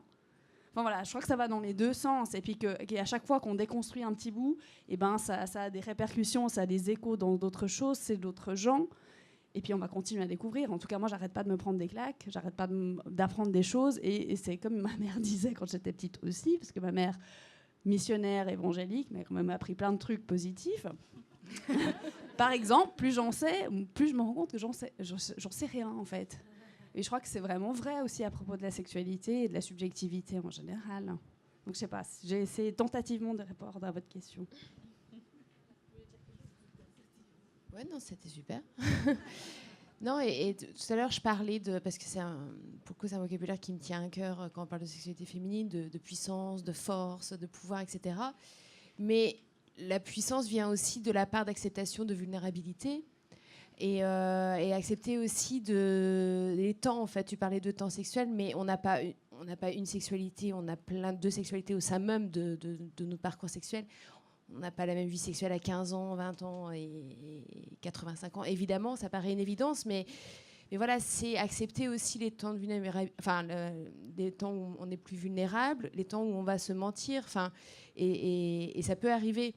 On parlait tout à l'heure, voilà, de questions de dialogue et tout, mais il y a un sujet dont on n'a pas parlé, mais qui est la question de la simulation, qui est un débat, genre les femmes qui simulent, etc. Mais c'est une vraie question. Pourquoi ce truc de vouloir faire plaisir à l'autre, ou pourquoi ce truc de vouloir que ça finisse assez vite parce qu'il y en a marre?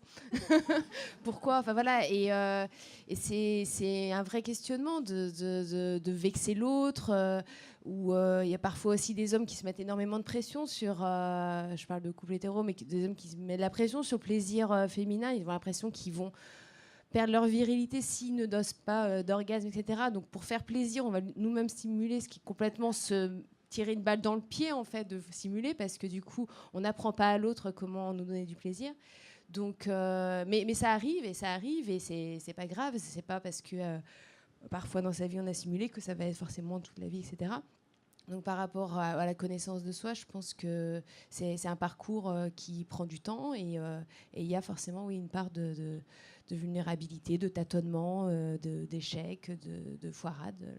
Moi, je milite pour le sexe raté, parce que ça veut dire qu'après, en contrepartie, il y a du sexe merveilleux.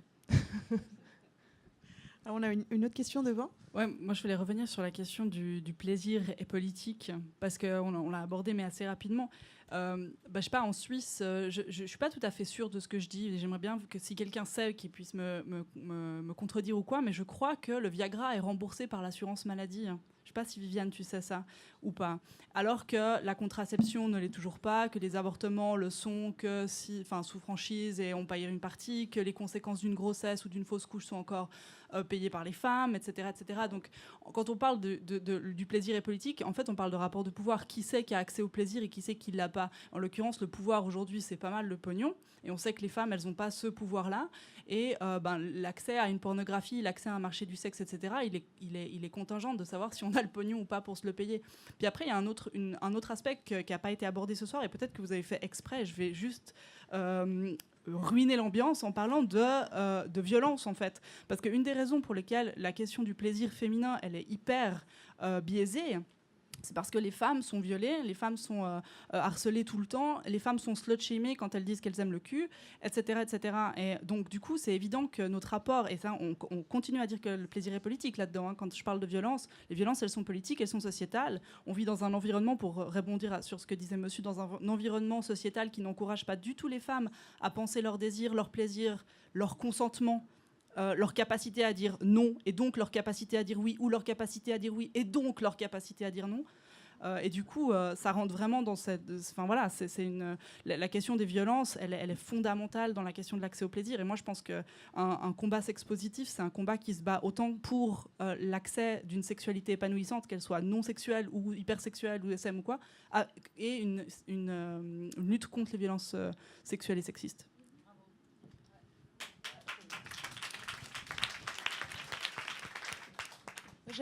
Alors, on n'a pas évoqué directement la question des violences sexuelles, mais on a parlé de tout ça. On a parlé du slut-shaming, on a parlé du consentement. Quand on parlait de scénario sexuel, alors j'en parlais sur le ton de l'humour, mais le scénario sexuel, c'est pouvoir, à mon avis, aussi pouvoir dire non. On peut justement être avec quelqu'un, ramener quelqu'un à la maison et tout d'un coup avoir une baisse de désir et pouvoir expliquer à l'autre, genre là, stop. Et voilà, expliquer en fait dès le plus jeune âge aux adolescents qu'en fait, c'est pas parce qu'une femme a accepté à un moment donné de faire rentrer un mec chez elle que tout d'un coup, on doit aller le fameux jusqu'au bout. Et le jusqu'au bout, c'est quoi? Le jusqu'au bout, c'est le plaisir masculin. C'est l'éjaculation masculine. C'est vachement bien ce que tu disais tout à l'heure, justement, quand tu disais le sexe, il n'y a pas que la pénétration, puis il faut englober toutes les formes de sexualité dans la pénétration, parce que là aussi, quand on parle de lutte contre les violences sexuelles, une main au cul, c'est un viol, en fait. Et puis, Je suis pas d'accord. Ouais, enfin bon, c'est une agression sexuelle, on n'est pas obligé de... la définition du viol... Les mots sont importants, mais ouais. Bon, moi, ça n'a pas les mêmes conséquences. Ma définition, ce serait que quand les limites de quelqu'un sont dépassées, il s'agit d'un viol. Après, l'acte lui-même, c'est intéressant de déconstruire. Une agression sexuelle, on sera d'accord là-dessus, de dire que, voilà, que les gestes, il n'y a pas que la pénétration qui doivent être considérés comme une agression sexuelle, quoi. Bien sûr. Alors moi j'avais juste envie de répondre à ta question parce que quand tu as commencé à la poser pour parler de est-ce que le Viagra est remboursé alors que la pilule ne l'est pas, honnêtement je ne sais pas. Ça me paraît plausible, disons, de dire que dans des cas où la personne perd sa fonction érectile pour des raisons médicales, etc., que ce serait remboursé. Dans la manière dont la logique, on va dire, des assurances médicales fonctionne en Suisse, ça me paraît tout à fait... probable, ouais. Par contre, effectivement, il y a quelque chose auquel on pense moins, et ça, j'aimerais juste appuyer, parce que finalement, tu l'as dit, mais j'aimerais le répéter et puis le développer un tout petit peu, c'est à quel point les violences sexuelles vont influencer la manière dont les femmes, et ça revient à ce que vous disiez aussi, votre question, c'est à quel point ça va influencer la manière dont on s'imagine sexuellement. C'est-à-dire que récemment, je lisais une recherche. Ils ont posé la question à des hommes et des femmes. Je ne sais plus exactement comment la question était posée, mais en gros, c'était ça. À quel point est-ce que vous avez envie de coucher avec des gens que vous ne connaissez pas? Et en gros, les hommes ont répondu beaucoup plus positivement que les femmes. Le résultat, analyse de cette recherche, les hommes ont envie de varier leurs partenaires sexuels beaucoup plus. C'est bien la preuve que c'est des chasseurs, qu'ils ont envie de répondre leurs semences. Super. Allez, où on va. Puis finalement, c'est de dire, en fait, si on oublie la question du contexte social et sexuel et des violences sexuelles qu'il y a là-dedans, c'est qu'évidemment, il y a la question de la honte, il y a la question de la violence.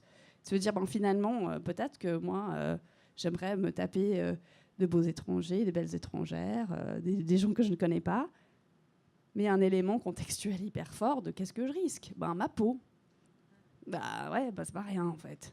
Et donc, du coup, ça, je pense que c'est des choses qui sont tellement apprises, on s'est tellement habitué à vivre avec qu'on les oublie, en fait. Il y a une partie d'aliénation, c'est-à-dire que finalement, moi, il y a tellement de choses que je fais au quotidien pour éviter les violences sexuelles que j'oublie qu'elles existent.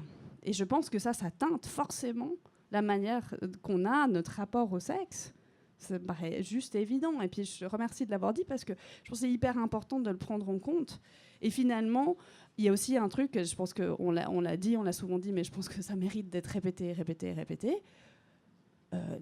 Les femmes, en général, ont fait toutes des choses pour éviter les agressions sexuelles. Est-ce qu'on pourrait commencer à dire aux hommes comment éviter d'agresser sexuellement les femmes autour d'eux? Ce serait pas mal, je trouve.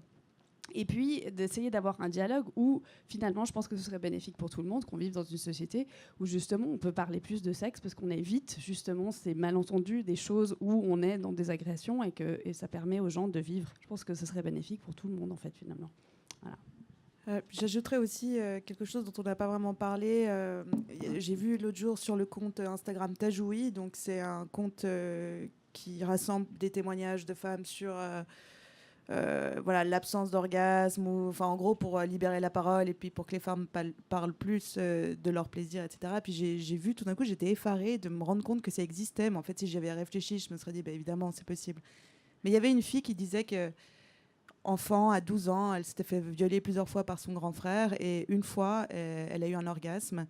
Et depuis, maintenant, ça la terrifie. Elle arrive plus, elle n'a plus envie d'avoir des relations sexuelles parce qu'elle associe le plaisir à la culpabilité, quelque chose d'horrible. Et je pense qu'il faut jamais oublier la notion du consentement. Effectivement, c'est quelque chose qui doit être central dans le plaisir. C'est pas que le plaisir, même si on ne sait pas exactement d'où ça vient, comment ça marche exactement.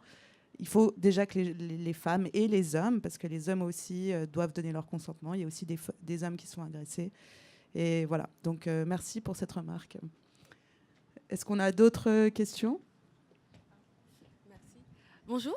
Merci pour vos interventions qui étaient très pertinentes. Donc, c'est pas une question que j'ai, mais c'est une remarque quand vous parliez d'éducation sexuelle. Et donc, j'ai 23 ans, donc je suis encore jeune. Je vous parle pas de ça il y a longtemps. À 10 ans, on avait, je crois que c'est ça, à 10 ans, un cours d'éducation sexuelle. Et puis, la prof avait dessiné la prof nous demandait qu'est-ce qu'était un pénis, qu'est-ce que c'était qu'un clitoris. Et j'étais allée au tableau dessiner, donc j'avais fait... parce que j'avais un livre d'anatomie, donc j'avais dessiné une femme avec les jambes ouvertes, l'entrée du vagin, le clitoris externe, parce que bon, on ne savait pas ce que c'était. Et ma prof était choquée, et elle avait convoqué ma mère. Parce que, mais en fait, je viens de réaliser ça maintenant, que c'est pas normal. Elle a convoqué ma mère pour lui dire « Votre fille à 10 ans, c'est des choses qu'elle ne devrait pas savoir. » Et là, je me suis dit « Mais c'est pas normal. On devrait commencer tôt à s'éduquer. » Ça va être un petit peu tabou ce que je veux dire, mais on se touche vers l'âge de 4 ans, on se découvre. Et donc, à 10 ans, savoir dessiner un vagin, elle devrait me dire « C'est bien, tu sais ce que c'est. » Et non, elle a convoqué ma mère pour me punir de connaître mon propre organe. Et du coup, c'était, voilà. Je viens de réaliser ça maintenant. Voilà. Donc, je ne sais pas si ça arrive à d'autres gens, mais... Alors que ton dessin devait être super. C'est marrant, tu disais, on commence à 4 ans, mais moi, j'avais vu dans un journal scientifique qu'il y a eu des échographies, donc intra-utéro, de fœtus qui étaient là, genre... qui étaient très contents. Ils découvraient, voilà, ils se sucent le pouce, machin, ils découvrent tout leur corps, etc. Et voilà, je pense que toutes les personnes qui ont eu des bébés autour de machin, à partir du moment où on enlève la couche, c'est découverte, quoi. C'est genre, oh mon Dieu, il y a un nouveau terrain auquel j'ai accès, sans la couche, quoi. Et voilà, et c'est quelque chose, en fait, j'ai l'impression qu'en tant qu'adulte, alors le pourquoi du comment, on va entrer dans un grand débat, mais on a tendance à effacer ça. On dit oui, ma première expérience sexuelle ou ma découverte de mon érotisme, adolescent, etc. Non, ça commence beaucoup plus tôt.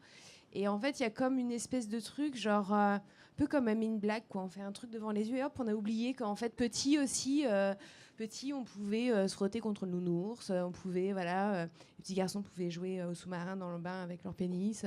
Et il y avait des jeux, en fait, qui n'étaient pas vus comme quelque chose de forcément sexuelle, et puis c'est pas la même sexualité que la sexualité adolescente ou adulte, mais il y a une découverte du plaisir.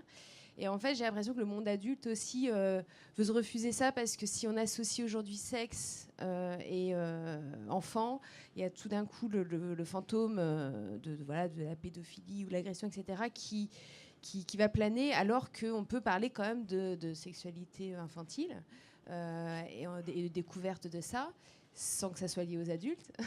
Et il est important, en fait, moi je trouve aussi d'éduquer au plus tôt, en fait, avec leurs mots à eux. Il faut s'adapter, utiliser les bons mots, etc. Je pense que c'est important. Et c'est important parce que ça marque en plus l'esprit. Si on dit à une petite fille de 4 ans, toi, ton sexe, c'est un trou, qu'est-ce que ça veut dire après quand on grandit ? Qu'on est un... Enfin voilà, c'est des choses qu'on peut entendre, enfin que des parents peuvent dire à des enfants, mais du coup, la représentation symbolique en fait de sa sexualité, ça va être compliqué, quoi. C'est un trou, faut le remplir le trou, quoi. Pas forcément en fait, c'est pas que ça. Ou bien, enfin il y a énormément de choses. On se foutait de c'est mon mari qui se foutait de ma gueule parce que j'expliquais à ma petite fille, me demandait comment les bébés, etc. Et je disais, oui, avant, t'étais toi-même. On voyait une amie qui était enceinte de 8 mois. Je dis, toi aussi, avant, t'étais dans mon utérus. Voilà, 2 ans et demi. Et il disait, pourquoi tu dis utérus ? Pourquoi tu dis pas dans ton ventre ? Je dis, non, mais c'est important de nommer le bon mot, quoi. Enfin, c'est pas un gros mot, utérus. et le ventre, non, le ventre, c'est là où elle a mal au ventre quand elle mange trop de bonbons, c'est pas pareil. Et du coup, voilà, je pense que c'est important, en effet, de nommer les choses, parce que il y a des mots intelligents pour ça. Et de pouvoir assez vite pouvoir répondre à ces questions-là. Et pour conclure là-dessus, je repense à la pornographie, mais il y a un bon site c'est Erika Lust et son mari qui ont créé un site qui s'appelle The Porn Conversation. Alors c'est que en anglais, mais en fait c'est un site qui explique aux adultes aux parents comment parler de pornographie aux enfants. C'est hyper important en fait, parce que on a l'impression qu'ils sont hyper mignons et que machin, mais non, en fait très très tôt, dès 8, 9, 10 ans, ils vont avoir accès à des images pornographiques. Et l'idée c'est de ne pas les effrayer par rapport à ça ou leur poser un interdit total, parce que quelque part on pose un interdit sur la masturbation aussi, mais de pouvoir les accompagner sur le consentement à l'image aussi, parce que t'es pas obligé de regarder une image que ton copain t'a montré sur son smartphone. Tu peux dire non au fait de regarder telle et telle chose.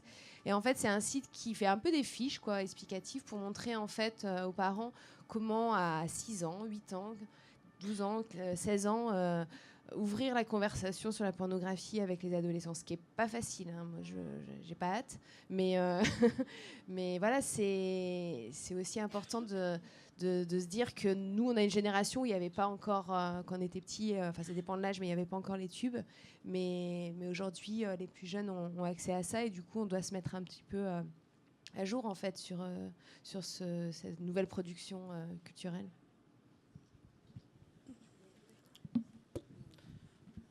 Oui, enfin, je voulais juste effectivement insister sur le fait que souvent, enfin, parfois, on a en tête que la puberté est marquée par la mise en marche des organes sexuels. En fait, non, la puberté, c'est l'acquisition de la fonction de reproduction.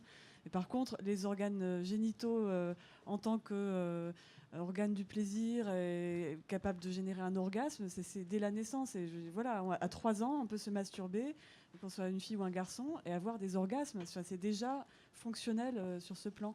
Et c'est vrai que moi, ça me...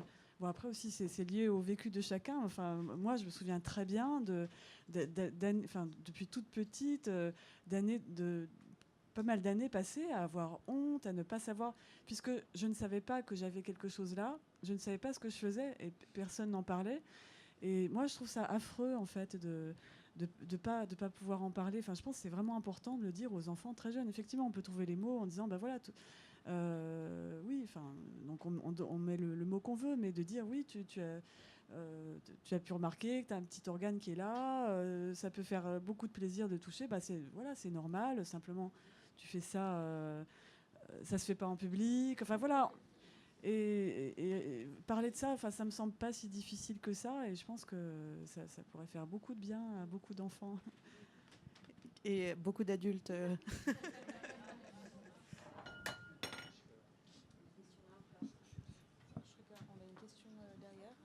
Je reprends la parole, pardon. C'est juste pour dire que les cours d'éducation sexuelle aujourd'hui nomment le clitoris, parlent du plaisir, et que la professeure que la jeune fille a dû avoir ne devait pas être une professeure, enfin je sais pas, c'était une prof de biologie ou de classe ou je sais pas, pour réagir comme ça, parce que c'est quelque chose qui est vraiment important aujourd'hui, je pense, dans l'éducation, en tout cas ici en Suisse romande. Voilà.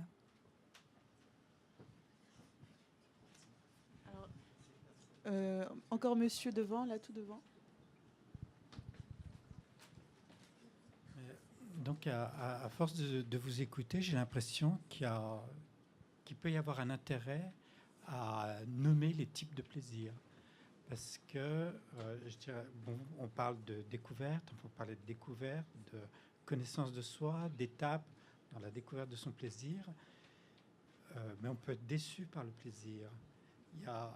Il y a de l'accomplissement dans le plaisir. Alors, est-ce que le plaisir étudié en tant que tel, je veux dire, est-ce que le plaisir est un guide qui conduit quelque part, ou est-ce que c'est le plaisir point barre? C'est-à-dire, est-ce que le plaisir peut se déplier de manière à ce qu'il puisse mieux se comprendre ou mieux contribuer à ce qu'on est finalement? Vous voyez ce que je veux dire? C'est une vaste question. Je lisais il n'y a pas longtemps un ouvrage assez important dans l'histoire de la sexualité. C'est Cher Height. Donc c'est une femme qui, dans les années 70, a sorti le rapport Height, qui a fait l'effet d'une bombe aux États-Unis, parce qu'elle expliquait justement que les femmes avaient 95% de chances d'avoir du plaisir en se masturbant, et ça tombait à 22% lors du coït. Enfin, en tout cas, aux États-Unis en 76, c'était ça. Et donc voilà, elle s'est fait extrêmement critiquer de tous bords pour cette prise de position. Enfin, en tout cas, elle a raconté des témoignages. Et je pense à ça parce qu'à un moment donné, il y a une des femmes qui témoigne. Enfin, c'est des milliers de femmes, en fait, son livre. C'est 500 pages qui résument extrêmement de témoignages de femmes. Il dit la personne qui dit que l'orgasme féminin, c'est pas si important que ça pour les femmes, doit sûrement être un homme. Puisque, enfin, c'est pas un but en soi, si quand même. Enfin, c'est-à-dire que quand on peut effectivement avoir un acte amoureux, érotique, etc., sans forcément de jouissance ou de plaisir. C'est comme un voyage, quoi. Le voyage en lui-même peut être aussi épanouissant que la destination. Mais il se trouve que ne pas avoir de plaisir alors que l'autre en a, quand il y a un déséquilibre, en fait, c'est ça souvent qui crée la frustration, voire la colère, voire voilà, quelque chose d'injuste, en fait. Genre pourquoi lui ou pourquoi elle et moi non, quoi. Enfin voilà, c'est quelque chose aussi de l'ordre du partage et du rapport à l'autre où on a l'impression d'être parfois lésé. Je crois que je réponds pas du tout à votre question, mais non, c'est pas, c'est le but en soi, non, mais en tout cas, ce qu'on peut dire, c'est que le plaisir, c'est pas forcément l'orgasme. On peut avoir du plaisir sans avoir d'orgasme. Je sais pas si c'est là où vous voulez en venir, mais je pense que le plaisir est une fin en soi pour tout le monde, tous les êtres vivants. Hein. Tout le monde essaye d'avoir du plaisir d'une manière ou d'une autre, en mangeant des gâteaux, en faisant du sexe ou quoi que ce soit, mais on n'est pas obligé d'avoir des orgasmes quand on cherche le plaisir.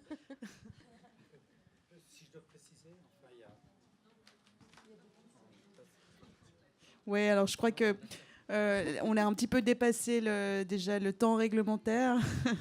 Mais voilà, on vous invite tous à continuer à parler de ces thématiques dans la vie de tous les jours, de surtout briser tous les tabous qui peuvent, voilà, pour qu'on soit tous plus heureux à notre manière, tous et toutes.